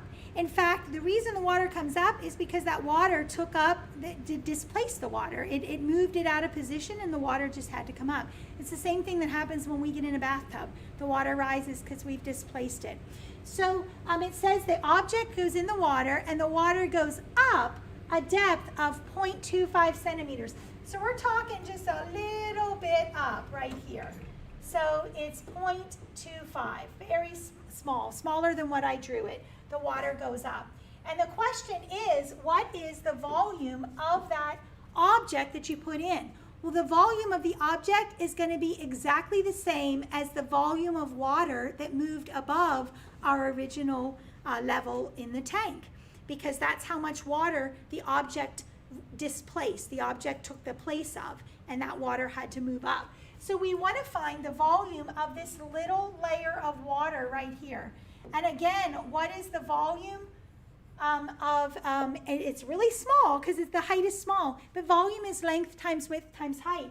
So the volume of the object is going to be the volume of this this sliver, this little rectangular prism of water that moved up. So it's going to be 40 times 30 times a height of 0.25. And when you multiply that, 40 times 30 times 0.25, we get 300. So the volume of that object is 300. And this was number 50, but they like this question because take a look at the next one. Go ahead. This was on a different test.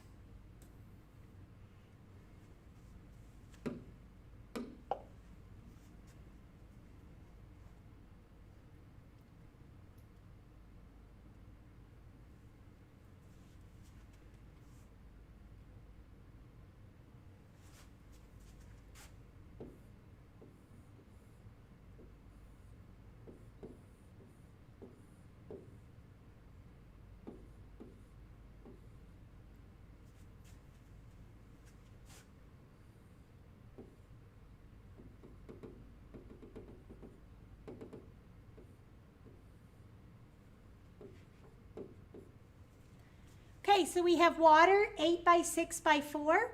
They drop the toy soldier in, and the water goes up 6.6. It goes up to a height of 6.6.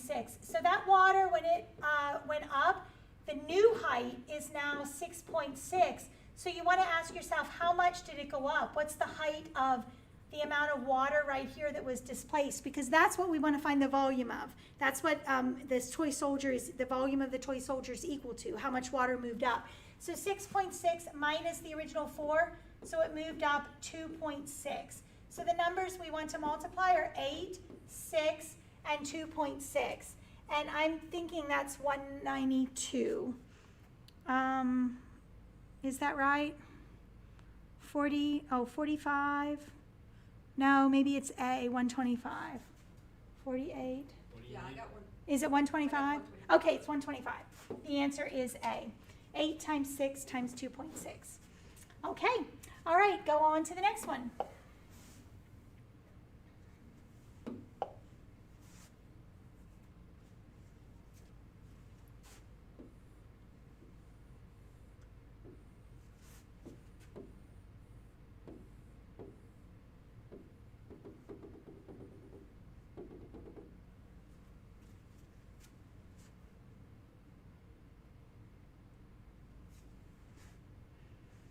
Okay, so we have our Amazon box here with a cylinder, something that's in the shape of a cylinder that we ordered.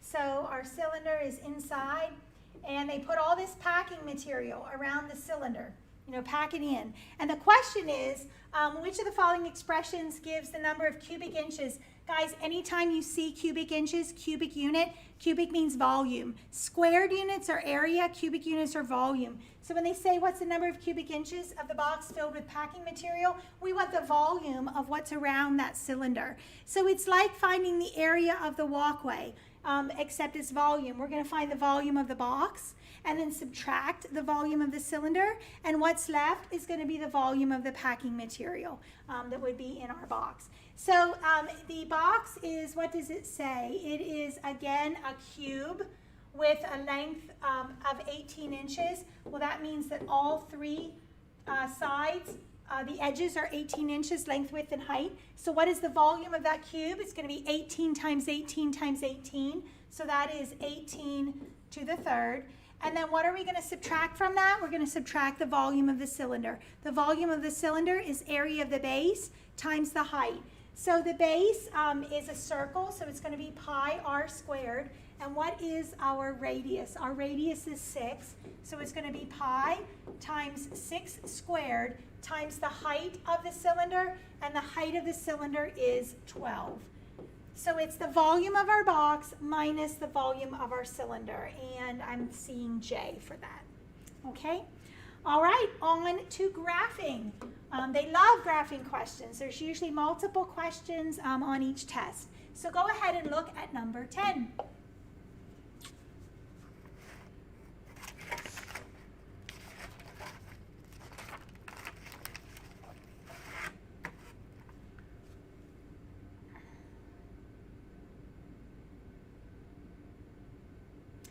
Okay, it's number 10, so you know it's going to be pretty easy. It says this gives the fluctuation of water depth that appears, so high tide, low tide, low tide, and it's just graphed according to hours after 6 a.m., so you can see the tides coming in. And it says, which of the following values gives the positive difference? And I think they probably all are positive. I don't have, yeah, so that doesn't clue us in. And then between the greatest water depth and the least water depth. Well, depth is your y, so what's your highest one right here? 12. What's your lowest? Depth, 6. So what's the difference? 12 minus 6 is 6, so the answer is G. That easy. Okay, on to the next one.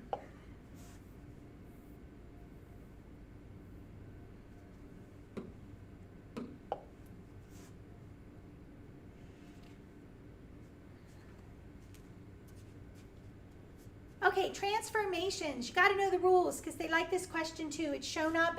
This is an absolute value graph, but we've seen it with parabolas. We've seen it with trig functions, and it's a question on how it shifts. So if you have x, the absolute value of x plus 6, this is going up because the 6 is being added to the entire function. When you have absolute value of x minus 6, this is a shift down 6 units.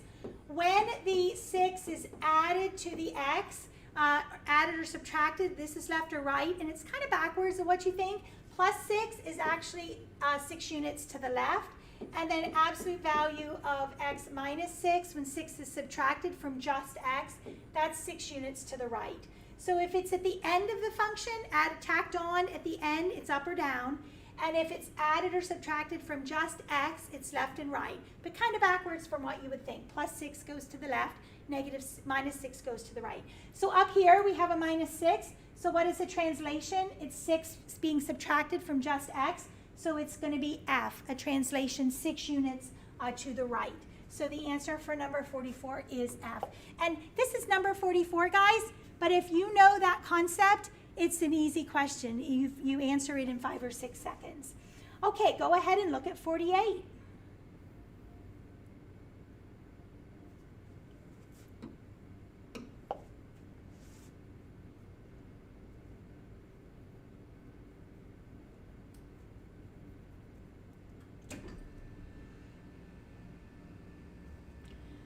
Okay, these are what we call step functions, and you usually see them first in Algebra 2. So if you take a look at ABC cabs, if you go between 0 and 1 mile, of course you're going greater than 0 miles, but up to, you're paying $2. But as soon as you hit 1 mile, the fare jumps up to $4. So you, 1 mile. And then between 1 and 2 miles, you stay steady at $4. But as soon as you hit 2 miles, the fare jumps up to $6. And then you can go any part of a mile, and then you're staying at 6, and then as soon as you hit 3 miles, it jumps up to 8. So what is a 5-mile trip cost? In this one, you would go to the 5, come straight up, and that empty circle is not a point. Don't stop there. As soon as you hit 5 miles, the fare jumps up to $12. Over here at Terry Cabs, your first mile is actually $4, but each additional mile only adds $1 to the fare. So it's just a different structure. And this time for 5 miles, when you go straight up, again, it's not the open circle, it's the solid one. You come over and it's right here at a 9. So the question is, when the fares of the two companies are compared, what is the cheaper fare? It's gonna be this $9 over here, okay? Just that one, just reading graphs and knowing that an open circle is not a point. It is not an included point on the graph. That was really the only question there. Okay, let's take a look at 28.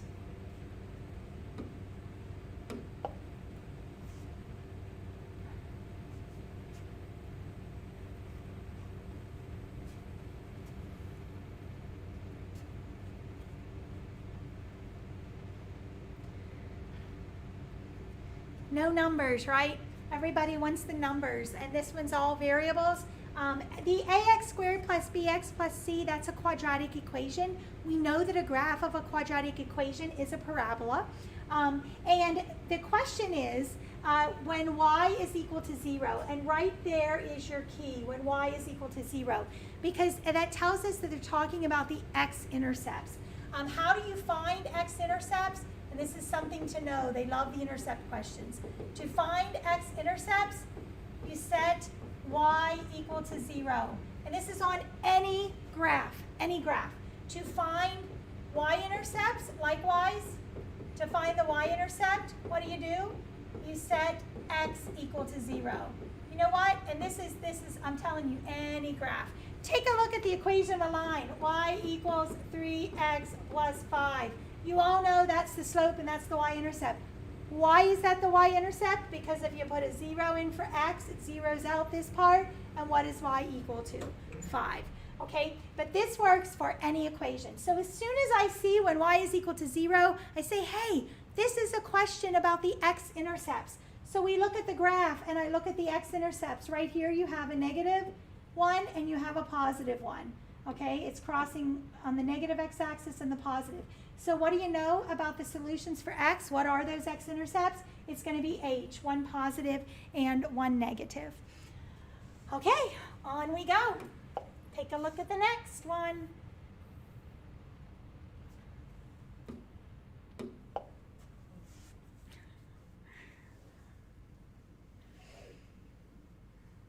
We have to graph this line to see which quadrants it passes through because that's really what they're asking. They're saying, where's this line in the graph or in the plane? So we have 4x minus 2y equals 8. So let's solve it for y. So I'm going to bring the 4x to the other side. So it would be a -4x plus 8. And then we divide everything by -2. So y is going to equal positive 2x minus 4. So that y-intercept of -4 is down here. And then we have a slope of 2. And to count out our slope, we're going to go up 2 over 1, up 2 over 1. And here's our line. So the question is, what are the quadrants of the standard plane that contain points on this line? Well, we have points up here in quadrant 1, in quadrant 3, and in quadrant 4. So the answer would be D. Now I want to show you something else about this form. This form of a line is the standard form for a line. 4x minus 2y equals 8. ax plus by equals c. And you can graph the standard form for a line with an easier method, I think, than even using the solving for y and going back to y equals mx plus b. And it's using what I just mentioned, the x and y intercepts. The x-intercept, oh, thank you. The x-intercept is when you put a 0 in for y. Well, if I put a 0 in for y right here, that turns that term into 0. 4x equals 8. Tell me what my x-intercept is. It's going to be a 2, 0. And your y-intercept, you can easily put a 0 in for x. If I put a 0 in for x, this term becomes 0. It zeroes out. And what does my y have to be to make this true? -4. So you graph the point 2, 0, 0, -4, and connect the dots. So you can use those x and y intercepts to easily graph a line or any function. They come in handy. Okay, on we go.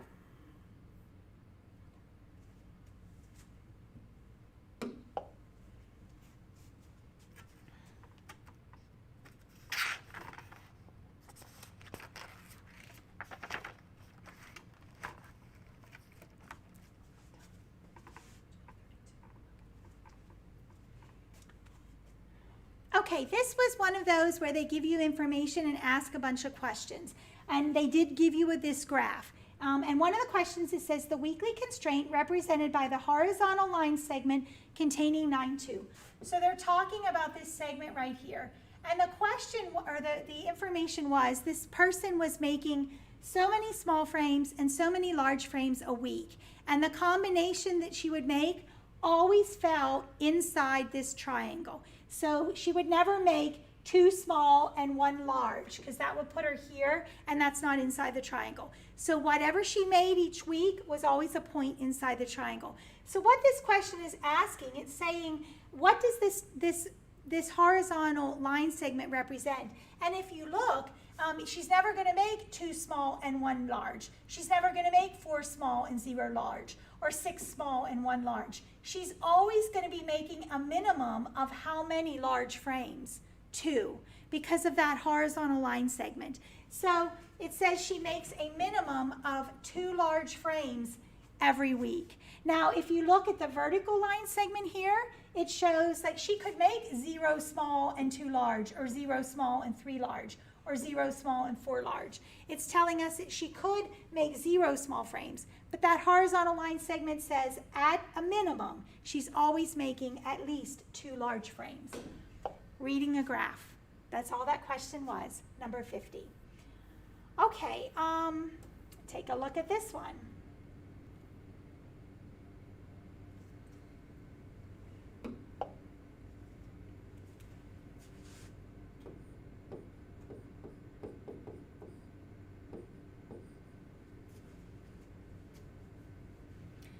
Okay, so it says, which of the following regions gives a graph of this inequality? And this is a compound inequality. You have two inequalities going on there.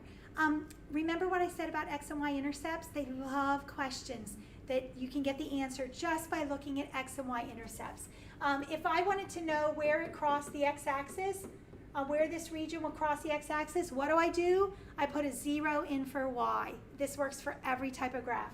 So if I put a 0 in for y, take a look. That would mean that x has to be between what? 1 and 2. So come over here and look and see on the x-axis which graphs have the shaded region only between 1 and 2 on the x-axis. So if we come over here, it's not this one because it goes from positive 1 to negative 2. This one goes from negative 1 to negative 2. I'm looking on the x-axis. Oh, I'm not sure what that one looks like. I think it counts. It's between 1 and 2, so that one's still in.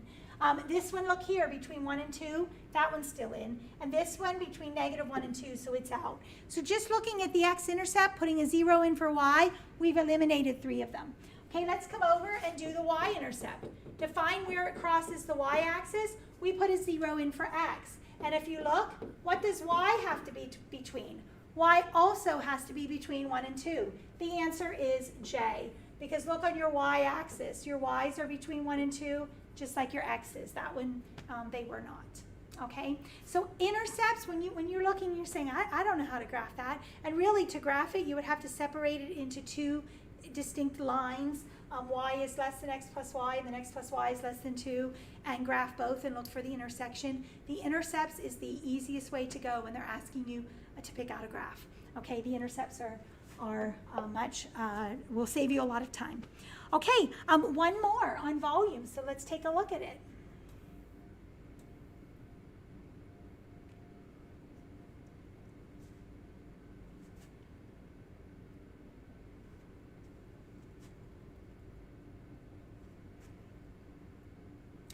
Okay, when we look at this graph and what they've given us, we know that f of x is our parabola because x is squared. So right here is our f of x. And g of x, c mx plus b, that's our line. So there's g of x. And it says, which of the following describes a true relationship? So I really didn't know what they wanted us to look at. I had to look at the answers to see what they're talking about. So as soon as I see f of x equals g of x, f of x is less than g of x for all x, I'm like, they're looking at the y values. They're looking at where the y values fall in relation to each other. Because f of x, that's the y values. G of x is the y values. So they're saying the y equals the y for exactly 2 values of x. That's saying there are 2 points of intersection. The y's are the same at 2 places. At 2 places, they have the same y value. And you know what? Right out of the gate, I don't think I got my marker. Right out of the gate, we have our true answer. Because the y values on each function match at 2 points, because there's 2 points of intersection. This one right here, y equals y for exactly 1 value of x, that would be when you have just 1 point of intersection. There's just 1 point between that parabola and the line. This one right here, when would f of x be less than g of x? When would a parabola, the y values of a parabola, always be less than a line?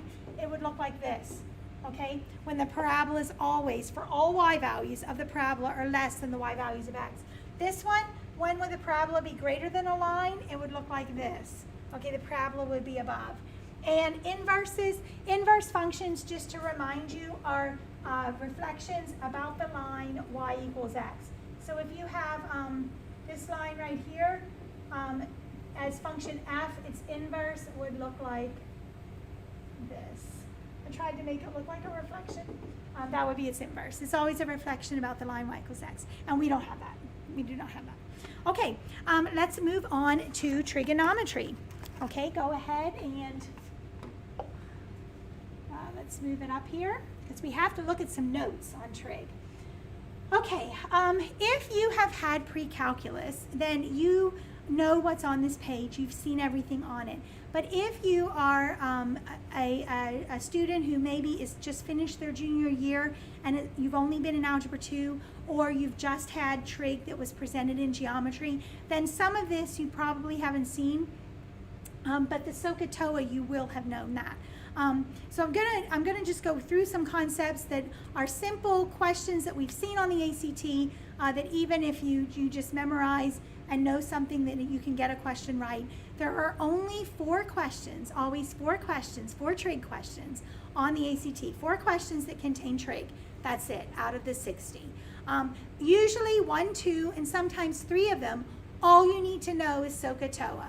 And then one or 2, usually, sometimes 3, but depending on where they are on the test. Like if you come across a trig question at number 13, it's going to be a simple SOHCAHTOA question. But if you come across a trig question up at number 56, it might be something that came from pre-calculus trig that a junior would have had. So it depends. And these are questions that if you have the simple rules and you can find it, yay, go ahead and solve it. If you know SOHCAHTOA, absolutely, definitely get the easy ones. But these might be guess and go on questions if you haven't had trigonometry in a pre-calculus class. A couple of the questions will be. The other ones, SOHCAHTOA, everybody should be able to do that after geometry. Okay, so let's review our SOHCAHTOA. So means the sine of an angle. The sine of an angle is always equal to the opposite side over the hypotenuse. And you can take a look, SOH, you can see so, the sine of an angle. Here my angle, we just called theta, it's just a Greek letter. Okay, cosine, the cosine of an angle is the adjacent side of the angle divided by the hypotenuse, ka. And then the tangent, TOA, the tangent of an angle is the opposite side divided by the adjacent. And you can see TOA. And I have them right there, SOHCAHTOA. And then this is cosecant, secant, and cotangent. You usually are introduced to those your junior year in trig, if that's what you've taken. Cosine, look, is just sine flipped. It's the reciprocal of sine. It's a hypotenuse over opposite. Secant is the reciprocal of cosine, hypotenuse over adjacent, and cotangent is the reciprocal of tangent. It's a little weird, okay, because the cos don't mean reciprocal. But you can memorize this, and in trig, when you study trig, you have to memorize it because it's not in your calculator. But so if you learn the reciprocals, you now know all 6 trig ratios. Okay, something else that happens for any angle, notice that it's the sine of x squared, not the angle squared, but the sine of the angle squared. X is your angle. But this is a Pythagorean identity. An identity means that when it comes from the Pythagorean theorem, but we don't have to look at that today. You just have to know what it's equal to. The sine of any angle, you square it, plus the cosine of any of that same angle squared is always, always, always going to equal 1.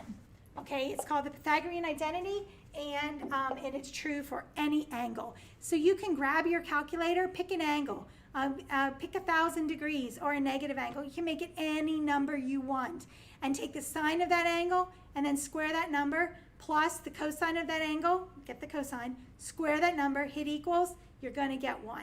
Okay, on your calculator. It works for any angle. And we have seen this, there's a whole bunch of trig identities out there. Any of your friends, or if you're sitting there and you studied trig, you know what I'm talking about. There's 3 Pythagoreans. This is the one that the only one we've seen on the ACT.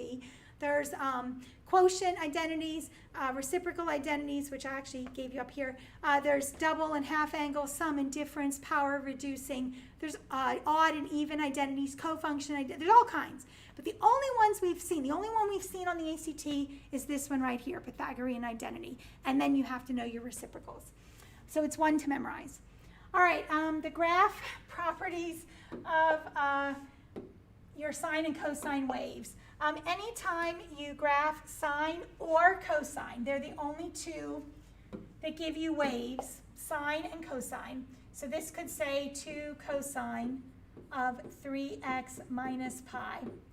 Okay, it's not going to be tangent, cotangent, secant, and cosecant do not give you the waves. And these two terms, amplitude and period, only have to do with waves. We've seen both of them since the rewrite. They'll give you an equation, and they'll say, what is the amplitude? And then they'll give you an equation with sine and cosine, and they'll say, what is the period? So knowing these formulas could get you those quick points. The amplitude is always the absolute value of this number right there in that position.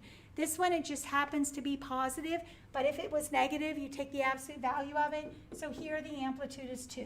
It's the absolute value of that number right there. The period for sine and cosine is 2 pi divided by the absolute value of b. And you know what? When I said period, if sine and cosine have an amplitude, the rest of the graphs do have a period. But the only ones we've seen them ask for the period of the function is sine and cosine. And the formula is 2 pi divided by the absolute value of b. I should have said this right here is a, b is right here. The b is the 3. It's the number in front of x. So this would be 2 pi divided by the absolute value of 3. It just happens to be positive in our example, so it is 2 pi over 3. So if you know the formulas, the amplitude is, since I put an A, I'll give it to you with an A, absolute value of A. And the period is 2 pi divided by the absolute value of B. B will always be in front of your x, A will always be in front of your sine or cosine. Okay, so that can be some quick points. We've seen both of those questions. Okay, law of sines and law of cosines.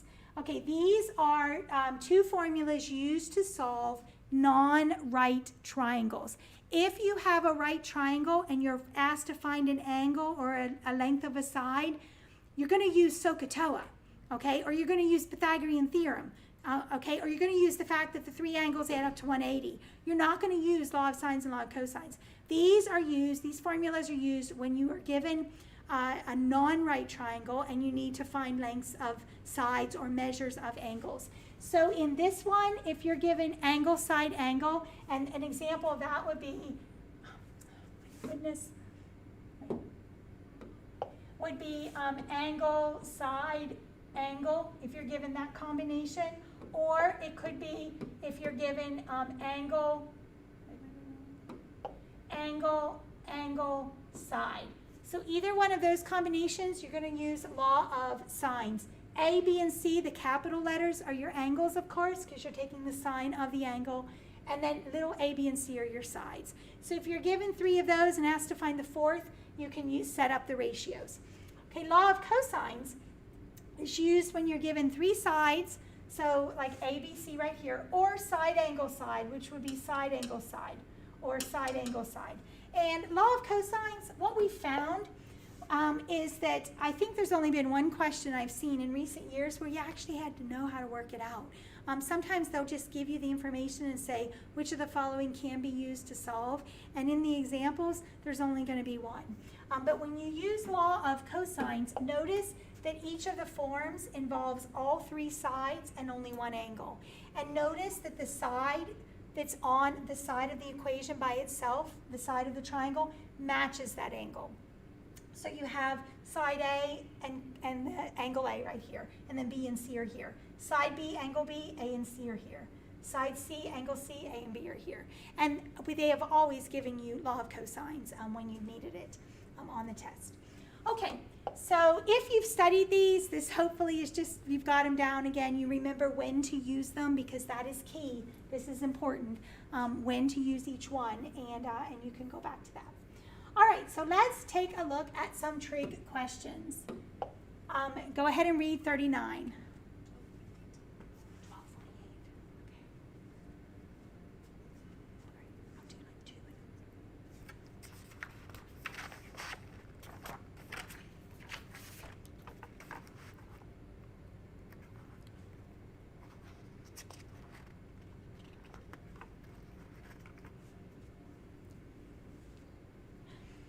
Okay, this one, it says, what is the value of the tangent of theta? And as soon as we see that, we know it's one of the 4 trig. And to find the tangent of theta, you need a triangle. And this is number 39. And you know, it's an easy question, but the only reason it's number 39 is because you have to draw in the triangle. Remember, a point gives you lengths. It gives you lengths. The 10, 4 means out 10, and then what? Up 4. So this is 10, this is 4, there is your right angle. So just drop your perpendicular, draw your triangle in. That's the only reason this question is number 39. Tangent is TOA, and the tangent of that angle theta is going to be opposite side 4 over adjacent side 10.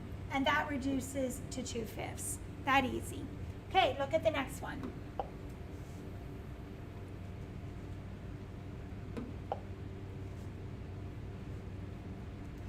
This is a 5-second question. What is the sine of theta? Mark off the angle that they're talking about. And this time it's this one up here. It's not the one down here. Sine of theta, we know sine is SOH, S-O-H. So the sine of theta is going to be the opposite side. And what's opposite theta is A, divided by the hypotenuse. And what's the hypotenuse? It's always going to be opposite the right angle. So it's A over C, opposite over hypotenuse. And where is that answer? G. So 22 is G. I'm going to do one more and then we'll take another break. Okay, go ahead and take a look at this one.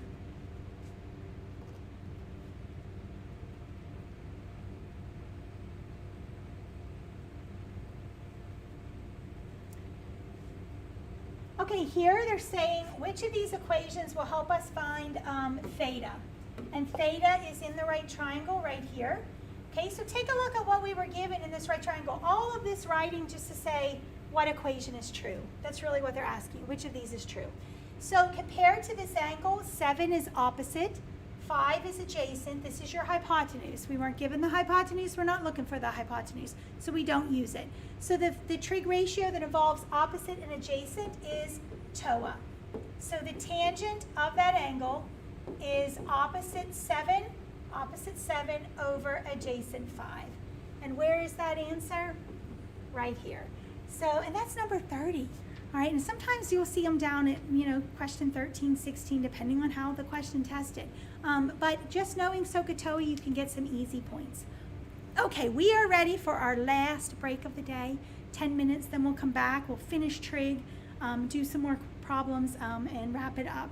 But I'll see you in 10 minutes.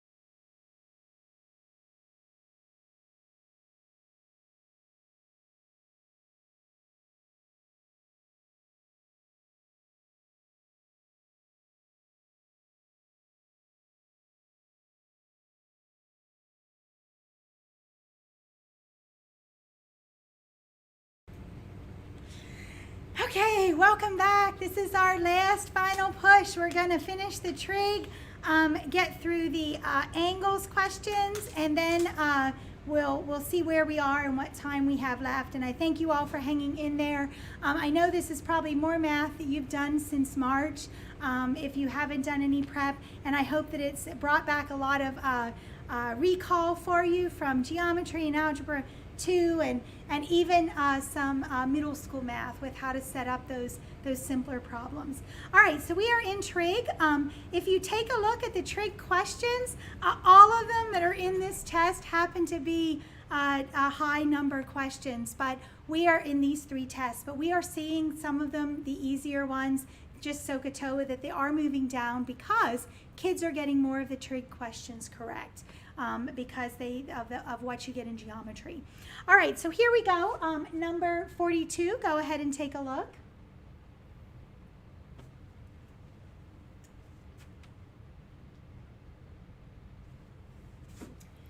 Okay, so 42 is asking us to find the distance from the boat to the dock. So I'm going to let that distance be x. We'll just label it, and that's what we're trying to find.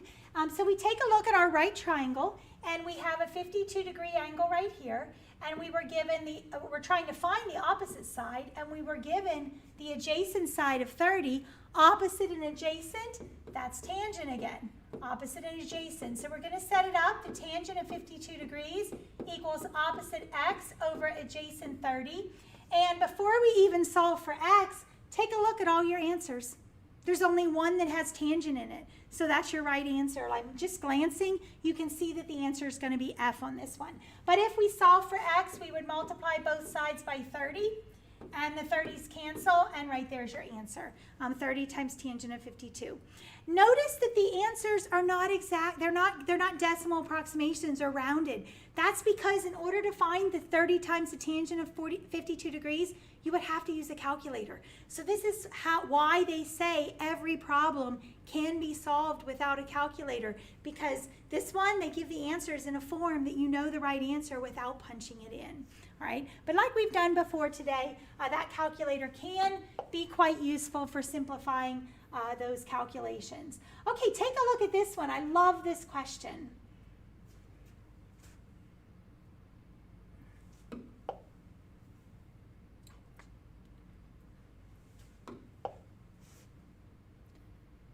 Okay, it says, which of the following is the graph of, and take a look at it. It's y equals sine squared of x plus cosine squared of x. And what is sine squared of x plus cosine squared of x always equal to? 1, always. So this is question 54, and a lot of kids would pick the curves, the ones that look like a wave, but sine squared plus cosine squared is always equal to 1. So you know what that equation is? Y equals 1. And you know what y equals 1 is? It is a horizontal line. So the answer is H, y equals 1. It's a horizontal line. Anytime you have y equals a constant, line is horizontal, slope is 0. Anytime you have x equals a constant, line is vertical, slope is undefined. Okay, I think I'm scrolling. All right, take a look at this next one. There it is. What is the period of the function? And period is 2 pi divided by absolute value of b. Oh, look, this is a cosecant one. So they do have the period. You can find the period of any function. I was thinking that they were always given sine and cosine. But it's 2 pi divided by the absolute value of b. And the value of b is 4. The absolute value of 4 is 4. So 2 pi over 4 reduces to pi over 2 when you reduce the 2 over the 4. So the answer is E. And just because I see the cosecant, I want to add something here. Okay? The formula for the period for sine, cosine, cosecant, and secant is 2 pi divided by the absolute value of b. But the formula for the period of tangent and cotangent is just pi divided by the absolute value of b.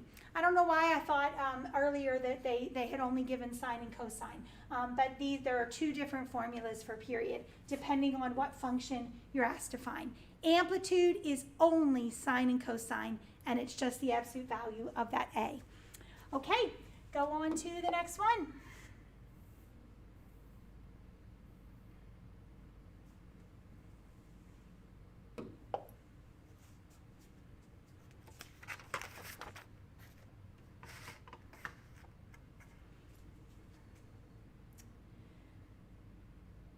Okay, I'm going to solve this or show you how to do it a couple ways. This is number 59, and this is one of the advanced trig, the trig questions that you would be able to solve after you've had pre-calculus. But it says for theta between negative pi over 2 and positive pi over 2, and these are radians, so that's negative 90 and positive 90 for your angles of rotation. When is this true? Well, if you go to the graph of sine, and if you've had trig, this will be easy to recall. We know that sine looks like this. That's a complete pattern. This is 1. This is negative 1. This right here is pi over 2.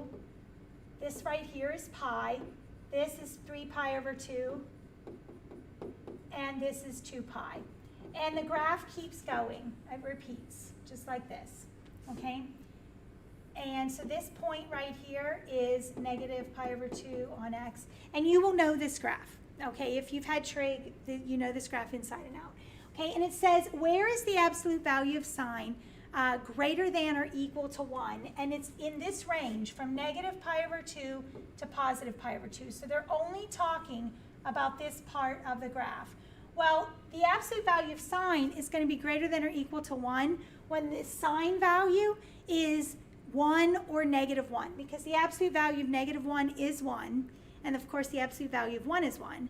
But all of these values in here, they're less than, they're between negative 1 and 1, so they're fractions, and their absolute value is not going to be greater than 1.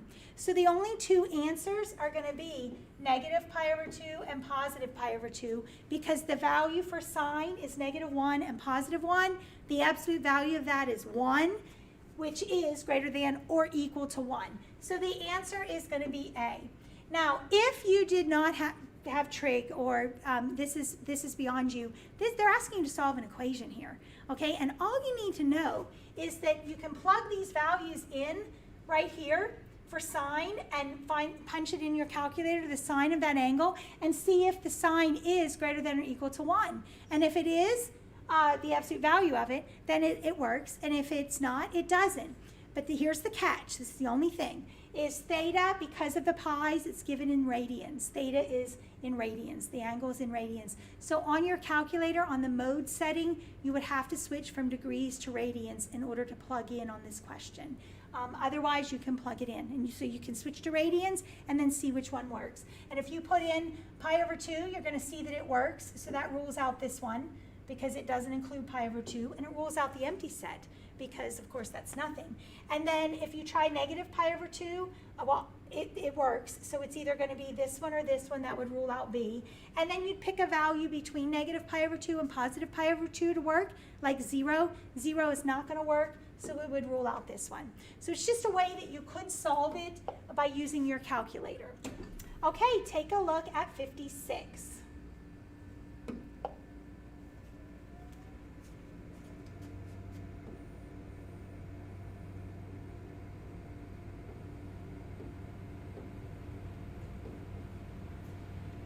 Okay, we earlier talked about the area of a triangle, and this is what it's talking about, area of a triangle here.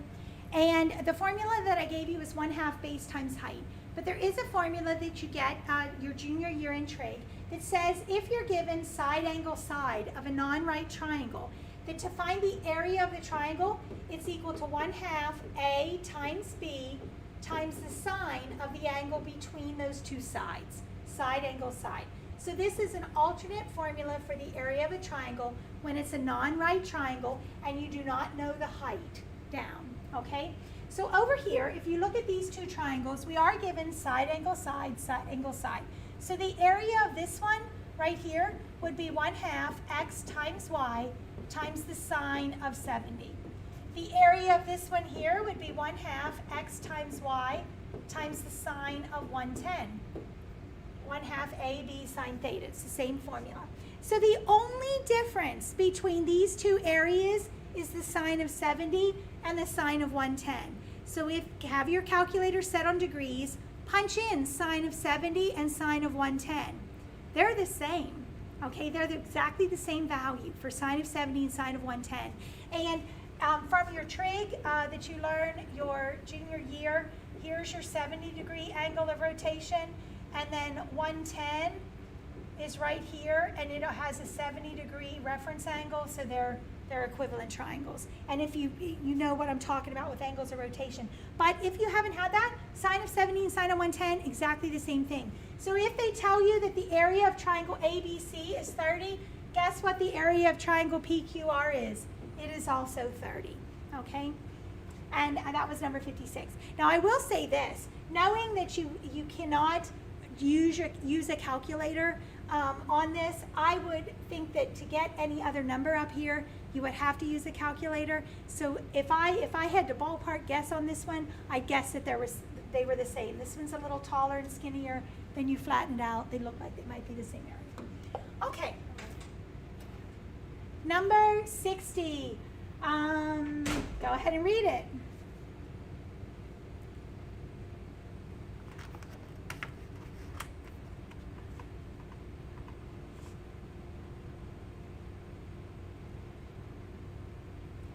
Okay, notice in number 60 they give you the law of sines and the law of cosines. That's great, and they usually do. And if the information that they gave you for the triangle is they gave you the lengths of 3 sides. So if you sketch the triangle, and you have a 14, an 18, and a 20. So you were given side, side, side. Go back to the trig notes that I gave you. When you're given side, side, side, how do you solve that triangle? Do you use law of sines or law of cosines? If you take a look, if you go back, when you're given side, side, side, you're going to use law of cosines. So we know that for side, side, side, we're not using law of sines, which takes out F, G, and H. We know it's going to be J and K. And then the other thing that I told you is whatever angle is here, you want that side, the one by itself, to match that angle. Well, if you look, it says, which of the following equations, when solved for theta, gives the measure of the what? Smallest angle of the triangle. The smallest angle of the triangle is always going to be opposite the shortest side. So theta is going to be right down here. It's going to be opposite that 14, the shortest side. The largest angle in a triangle will always be opposite the longest side. Okay, but anyway, so we want our theta over here to match a 14 over here. That tells us the answer is J. So we really didn't have to set up the law of cosines. Just simply know that when you're given side, side, side, it's law of cosines, and that angle has to match the side that's by itself. The other two sides are in here. Alrighty, let's go look at the next one.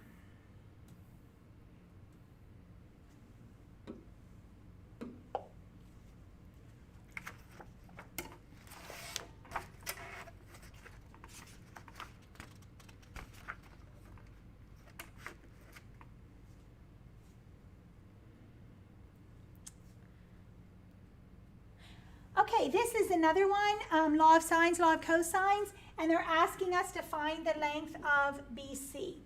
And they give us, that information is already on the triangle. So take a look at the triangle, side, angle, side.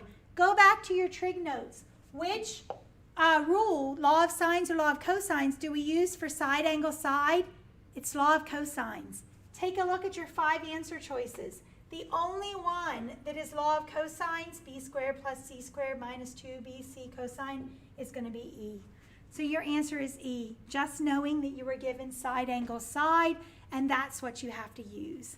Okay, it can be that simple. All right, after trig, which is kind of weighty, we're going to go back to some geometry, some angles. And I am going to keep going. I can never finish this book. When I teach it in class, when we're in person, it's only a 4-hour class. I'm talking just as fast as I can, and it just takes so long to explain problems, and this was 3 tests worth. But what I did do was put the easier questions towards the end of the book here. So we're going to do some angles. If you look at the next sections, it's simplifying expressions, equations and equalities, math, sense, and if you look at those, a lot of them are single digit questions. Drawing a figure, diagram, or chart, those are the ones that you can use that method to solve. Use the answers and make it real. Plug in the numbers, that's just where you got to put a value in for a variable. So those are pretty simple. Your matrices and your definitions, just if you know the definitions, are at the end. So we're gonna go through angles. We're gonna take a look at time and probably wrap it up. I would think maybe I don't know what time is it right now? 1:17. 1:17. Yeah, we'll be done definitely no later than 2 o'clock, if not before. Okay, so go ahead and that did not work. Move on to angles. Again, this is a review of way back your freshman year of geometry, or some take geometry sophomore year.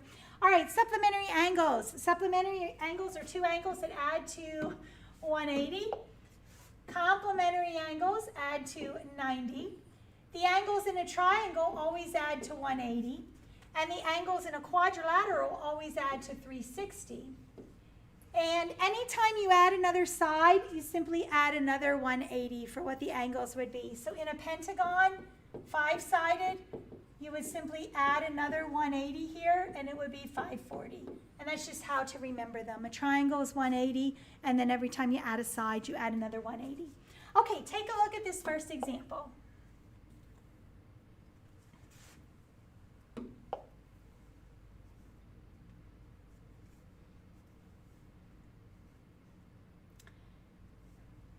Okay, we have a parallelogram, and anytime they give you the shape, that's a key piece of information, because in geometry we learned that a parallelogram, the opposite sides are parallel, the opposite sides are also congruent, the opposite angles are congruent, and the diagonals bisect each other. So there's your properties of a parallelogram. So if we take a look at this, and remember, you rarely can go from the angles they give you straight to the angle they're asking. Many times you have to find the degrees in different angles along the way until you get the one that they want. Here we have angle B is 40 degrees. We have a parallelogram, so the opposite angle is also going to be 40 degrees because opposite angles of a parallelogram are congruent. And then we're inside this triangle ACD. These three angles have to add up to 180. Here's how you save your 5 seconds. Don't sit and do 40 plus 57 and get that answer and then take 180 minus that answer. You can do it, but it's 2 steps. All you need to do is grab your calculator here and do 180 minus 57 minus 40, and what's left over will be angle A. Okay, and what is that? 83, I'm going to say. Is it 83? I think it's 83. Okay, on to the next one.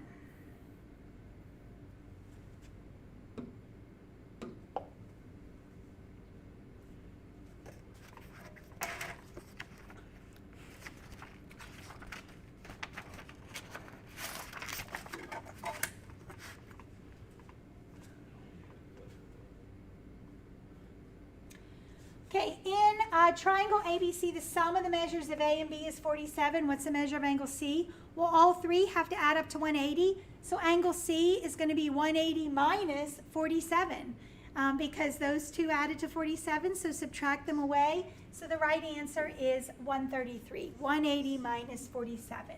Look at the next one.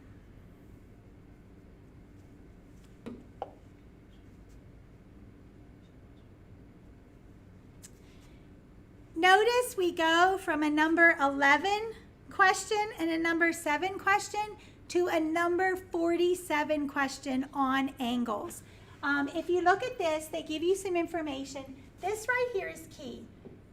Line AB is parallel to CD, okay? And those parallel lines tell you something about these same side interior angles, this whole angle here and this angle here. It tells us they're supplementary. Do you remember that relationship anytime you had parallel lines? Okay, you know that this angle is congruent to this angle, which is congruent to this angle, which is congruent to this angle. Remember that? Okay, alternate interior angles right here, alternate exterior angles here, vertical angles, they're all congruent. Okay, the relationship between this angle here and this angle, I'll draw it with a double line, is that they add to 180. And the reason is because, oh, I don't know what I just did. Okay, the reason is these two angles right here add to 180 because they form a line. Okay, they're supplementary, they add to 180. And if these two are congruent, it means these two angles have to add to 180 as well. So that's what that tells us. It tells us that this whole angle and that whole angle add to 180. And then they have the word bisects here. And bisects tells us, is it writing? What did I do? I don't know what I hit. Bisects tells us that AE bisects this angle, divides it into two congruent parts, because bisect has a certain meaning, and CE also bisects this angle. And then they finally give us a number. They tell us that the measure of BAC is 82. So this entire angle here is 82. Well, if AE bisects it, it means each angle on each side is going to be 41, half of 82. And if this whole angle is 82, we know that this whole angle is 180 minus 82 because of that supplementary thing, because of the parallel lines. So this is, the whole angle is going to be 98. And since CE bisects this angle, each of these are 49.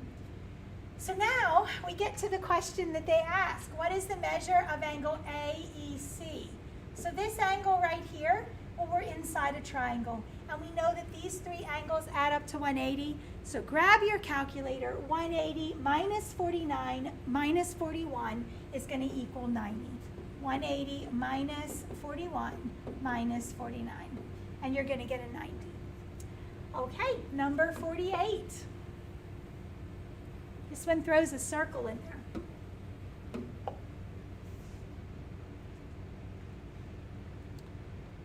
Okay, let's review a couple things about circles here.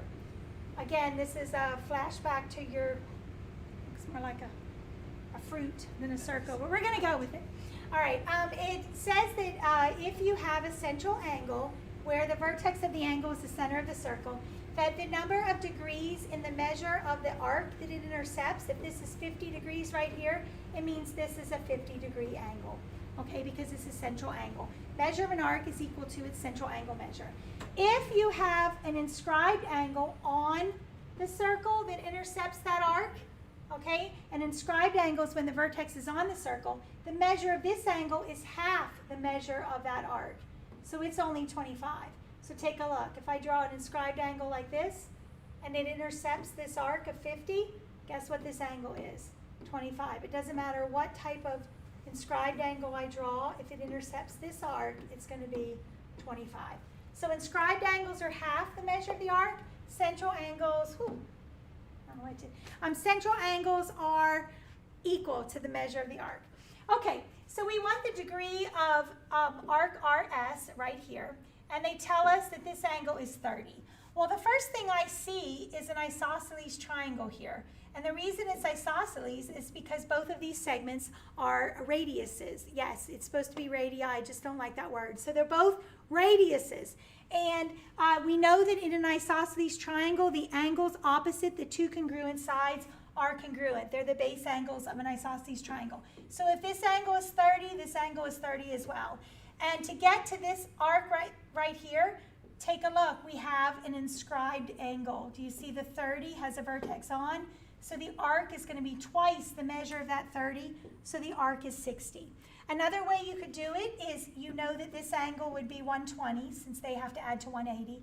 And you know that this angle would then have to be 60 because these two have to add to 180. And you know that the arc is equal to the measure of its central angle. So it would be a 60 because it's going to be equal to that 60. So you can do the 30 doubled or equal to the 60. Okay, on to the next one.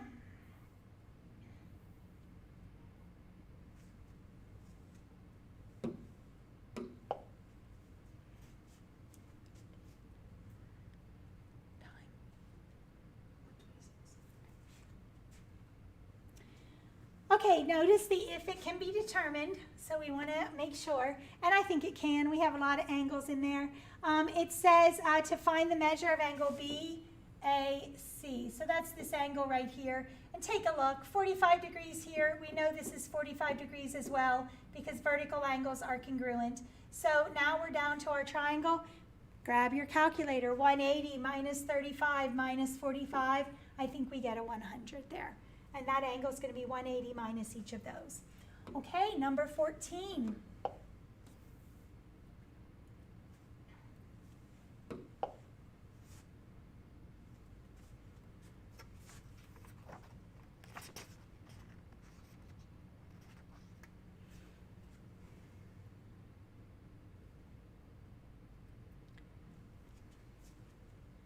Okay, we see the mistake. They said that the core subjects, notice its central angle is 180 degrees because it's a straight line. It forms a straight angle. And to be half the circle, that means the number of hours here would have to be half the number of hours in the circle. And it's not. How many total hours are plotted here? 4, 5, 6, 7, 8, 9. So 4 out of 9 is not half of the circle. And the question is, what should be the central angle of that core subjects? What should it be? Well, 4 out of 9, should it be a little more than half or a little less than half? Less than half, because 4 is a little less than half of 9. So this is one that I didn't even work. I just said, I looked at the angles over here and I said, which angle? Because what needs to happen is that angle needs to bend a little bit. Okay, because 4 out of 9 is less than half. So which is the only one less than half of 180? It's going to be 160. So this is one that you can, there's only one viable choice over there because the 4 out of 9 is half. Now, to actually work it, we would say 4 out of 9 is how many degrees out of 360? Because you want that central angle to be proportional to the number of hours in the entire circle graph. And then you would cross multiply 9x equals 1440. We would divide by 9 and you would get 160 at that point. Okay, on to the next one.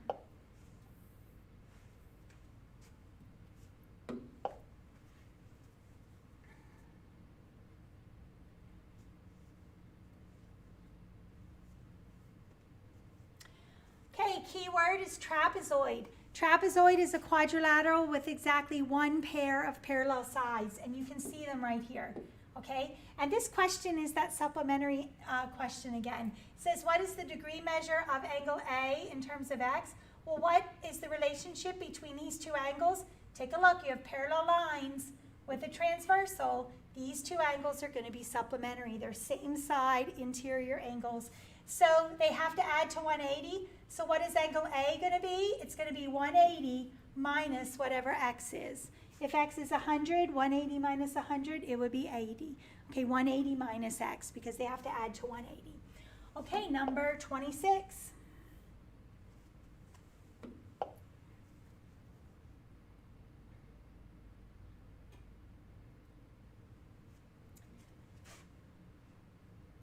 Okay, so we have angle BAD is 90, and we have angle BAC is x plus 20. And the question is, what is the measure of angle CAD? Well, here we don't have supplementary angles that add to 180. We have complementary angles that add to what? 90. So to get CAD, we're going to take 90 minus angle BAC, which is x plus 20. So together they add to 90. So 90 minus this one minus the x plus 20 is going to equal the angle we want. So just distribute your negative. So 90 minus x minus 20. 90 minus 20 is 70 minus x. So the answer is G. Now this one is also a good candidate for the make it real strategy where you put a number in for x and see what happens. So, because the x plus 20 would throw some people off. So they would say, I'm going to let x equal 2. And if you put a 2 in here, 2 plus 20 is 22.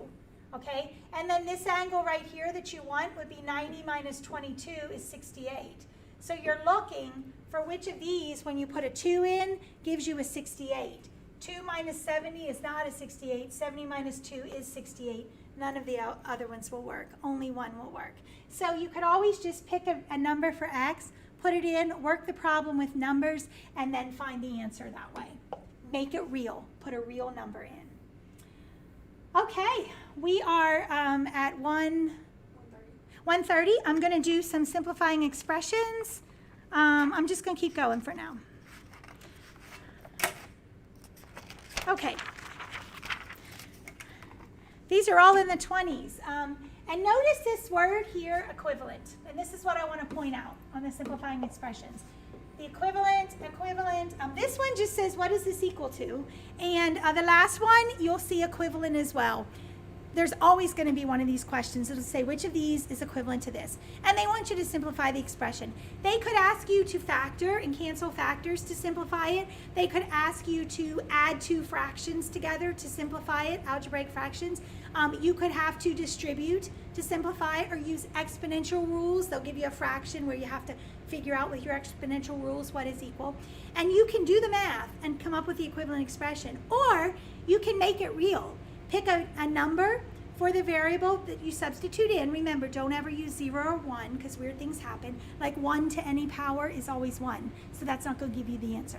Like don't use 0 and 1. But start with 2. And plug numbers in and get an answer for the first expression they gave you, and then plug the same numbers in the answers and see which answer matches what you got for the first one. It'll always work. Okay, if you look at this first one though, it's pretty straightforward. What is this equivalent to? We're going to distribute the negative here. So it's going to be a minus 4a, which is a negative 3a. It's going to be 2b minus 6b, which is negative 4b. And it's going to be 3c minus a negative 5c. That's 3c plus 5c, which is plus 8c. So this answer is E. Okay, double check it.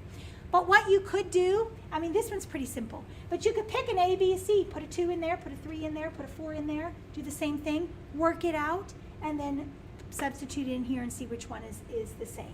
Okay, this one here, again, equivalent. You could pick a value for X, like a 2, punch this in your calculator, get the number, and then find which one of these, when you put a 2 in, gives you the same number. It'll always work for the equivalence.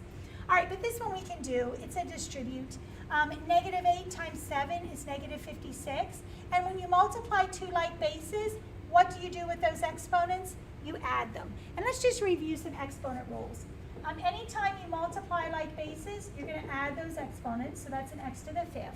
If you have an x to the 6th over an x squared, you divide like bases, you're going to subtract. 6 minus 2 is 4. If you happen to have x squared over x to the 6th, and you subtract 2 minus 6, it's a negative 4. And a negative exponent simply means switch it from numerator to denominator and make it positive. The way I like to do this one is I say, where do I have more x's? Down below, how many more? 4. Okay, if you have one exponent inside the parentheses and one outside, what do you do here? We multiply 2 times 6, or 2 times 3, and we get a 6. This is when you multiply. One base, one exponent inside, one outside. And then just a few other ones. Anything raised to the 0 power, always 1. Always 1. It does not matter. And the root, if you have the nth root of x to the m, this is the same as x to the m divided by n, power over root. For example, if you have the 4th root of x to the 12th, this is going to equal x to the 12 over 4, power over root. That's equal to x to the 3rd. Okay, so over here, getting back to this problem, we distribute, so negative 56x to the 9th, and then we're taking negative 8x to the 3rd times negative 3x to the 5th. Negative times a negative is a positive. What did I just do? Negative times a negative is a positive. 8 times 3 is 24. X to the, we're going to add our exponents, 3 plus 5 is 8. And that answer, y'all are seeing it before me, is it A? I think it's A. All right, the next one, number 26. This is a simple one, and I can't tell you how many kids miss this because they try to distribute. Because you see those absolute values in those two terms, so you want to distribute. That absolute value locks in that expression inside. You cannot distribute in as if it was parentheses there because that's not the same thing. So what you want to do is keep that negative 3 out here, and you want to simplify what's inside first. Negative 6 plus 8 is 2. Keep the negative 3 out here. What is the absolute value of 2? It's just 2. Then you multiply. Negative 3 times 2 is negative 6. Do not distribute into absolute value. Anytime you have absolute value, simplify what's in first down to a single number, then take the absolute value of it, which means just make it positive if it was negative. Okay, and 23, which of the following expressions, there again, is equivalent to this, but I don't think this one's too tough. Okay, what I'm first going to do is I'm going to keep the 1/2 y squared out here and combine like terms inside the parentheses. 6x plus 12x is 18x. And 2y, oh look here, minus 2y goes to 0, so no more y's. So now we're just multiplying it all together. There's no pluses or minuses, no two terms. So 1/2 of 18 is 9x y squared. So the answer should be A. Now again, if you're unsure of the simplifying, because these were kind of easy ones, but some of the ones that are on the test, when they say which of the following is equivalent, are not. You can always pick values and substitute them in. Like we could have let x be 2, y be 3, work that all out on your calculator, get the number, plug in here, only one is going to match the same number. Okay, let's talk a little bit as we go through in the book, and then we will stop a little bit before 2. If any of you have any questions that you want to ask in the chat, we'll keep it running whenever I start talking, and I will jump on the computer and answer any questions that you have. If you thumb ahead in the book to the next sections, just kind of go ahead a little bit, and you'll come to 3 pages that have the ACT formula sheets. If you were in the class on Tuesday, they're the same 3 sheets that give you formulas. These are, if you've seen the formula before, you want to know it for the test. This is June 4th, the test is the 13th, you have 8 days to go back and review the formulas. You don't want to handicap yourself going into the math test just because you didn't take the time to learn the basics. And the formulas are the basics. This first one right here are the exponent rules that I just gave you a bunch of them up here. Then we have over here mean, percent change is always the difference divided by the original, and distance equals rate times time. This is really middle school formulas there. Don't worry about your sequence formulas unless you've had them in class and you remember how to use them. Otherwise, you really won't need them on the ACT. You just need to know that arithmetic means add, geometric means multiply. Unless you've had combinations and permutations, this is not going to make any sense for you. But if you've had it, refresh your memory, learn the formulas. Your logs, again, if you've had logs, make sure you go back and take a look at the formulas. Geometry, you really need to know all of this. Okay, this whole page right here is very important. All right, these are formulas that I know everyone has had, and they show up multiple times on the ACT. And the final page is your trig page. SOHCAHTOA plus the reciprocals is at the top. The rest is if you've had it. You can review those formulas. Then the next 2 pages are the answer key to all the problems that are in the book. It's kind of in the order that they go, and the numbers are in the order that the problems are in the book. So you can tear out this page to have there as you work ahead and make sure that you finish the questions. Then we come to a practice ACT math test, and it's the entire test. And after it, at the end, you'll come to the scoring page for that test. You'll just thumb ahead in the book, and this will give you the answer key for that test. And then the next page is how to score that test. It'll tell you how many you can miss. And this happened to be a test that if you missed, you could only miss 8 to get a 30, but we have seen it's been between 10 and 12 to get a 30 recently. And that's because of the change. They make the questions just a little harder. But still on this test, getting half right gave you a 20, so it fell in that range. And then you'll come to a page that is the and finally page. Both of these questions here are true. I just want to remind you, 5 minutes to go, you want to make sure that you have all of your answers bubbled, and this is for every section. Don't be that kid that they call time and you didn't bubble ahead if you weren't finished. And the proctors, the instructors that walk around, they're going to know if you didn't bubble because everybody knows to bubble. And it happens more than you would realize. And kids get their test taken and their score canceled, and they have that bad mark because they cheated. They bubbled in after time was called. So don't be that kid. When they call 5 minutes, pay attention. And the next one, I will use the calculator that I'm most familiar with. Yes, make sure it has good batteries. If you've used it for 2 years and you haven't changed out the batteries, you want to do that before you go in the ACT. And then the 3 most important things you can do to improve your math score is practice, practice, and practice. And ACT is going to tell you that, and I'm going to tell you that. And don't just work the question, don't just work the 60 questions like the test in the book and say, oh, I only missed 17. You're not going to improve your score unless you go back and look at why you missed those 17. Take a look at what the right answer is, what you did wrong, find your mistakes. Text me a picture and say, I don't know how to work this one. I will answer you as soon as I can. Use these 8 days wisely to fill in these holes, to fill in the gaps, because you can improve your math score. I've had kids really improve their math score, but it's the ones that take the time to practice and prep for the test. And then for those who haven't ever taken it, this is what to bring to the next ACT. Your admission ticket, don't forget it. They're not going to let you test unless you have it. A photo ID, it can be a school ID or your driver's license. Oh, I think you had to upload a photo ID on the test now. So yeah, make sure you bring it. Pencils, eraser, calculator, the watch. If you bring a watch, it has to be one in which there's no sound, the alarm is off. You cannot use an Apple Watch. And did I tell you about the Test Buddy watch today? I did today? Okay, I know I mentioned it Tuesday. Great. And then a snack and a drink, optional. I just want to mention that some kids, the last thing they need is a big breakfast. And if your mom is one of these moms, it's like you're going off to take the ACT, you got to cook a big breakfast. And if a big breakfast makes you sleepy, tell her that you're just going to skip it.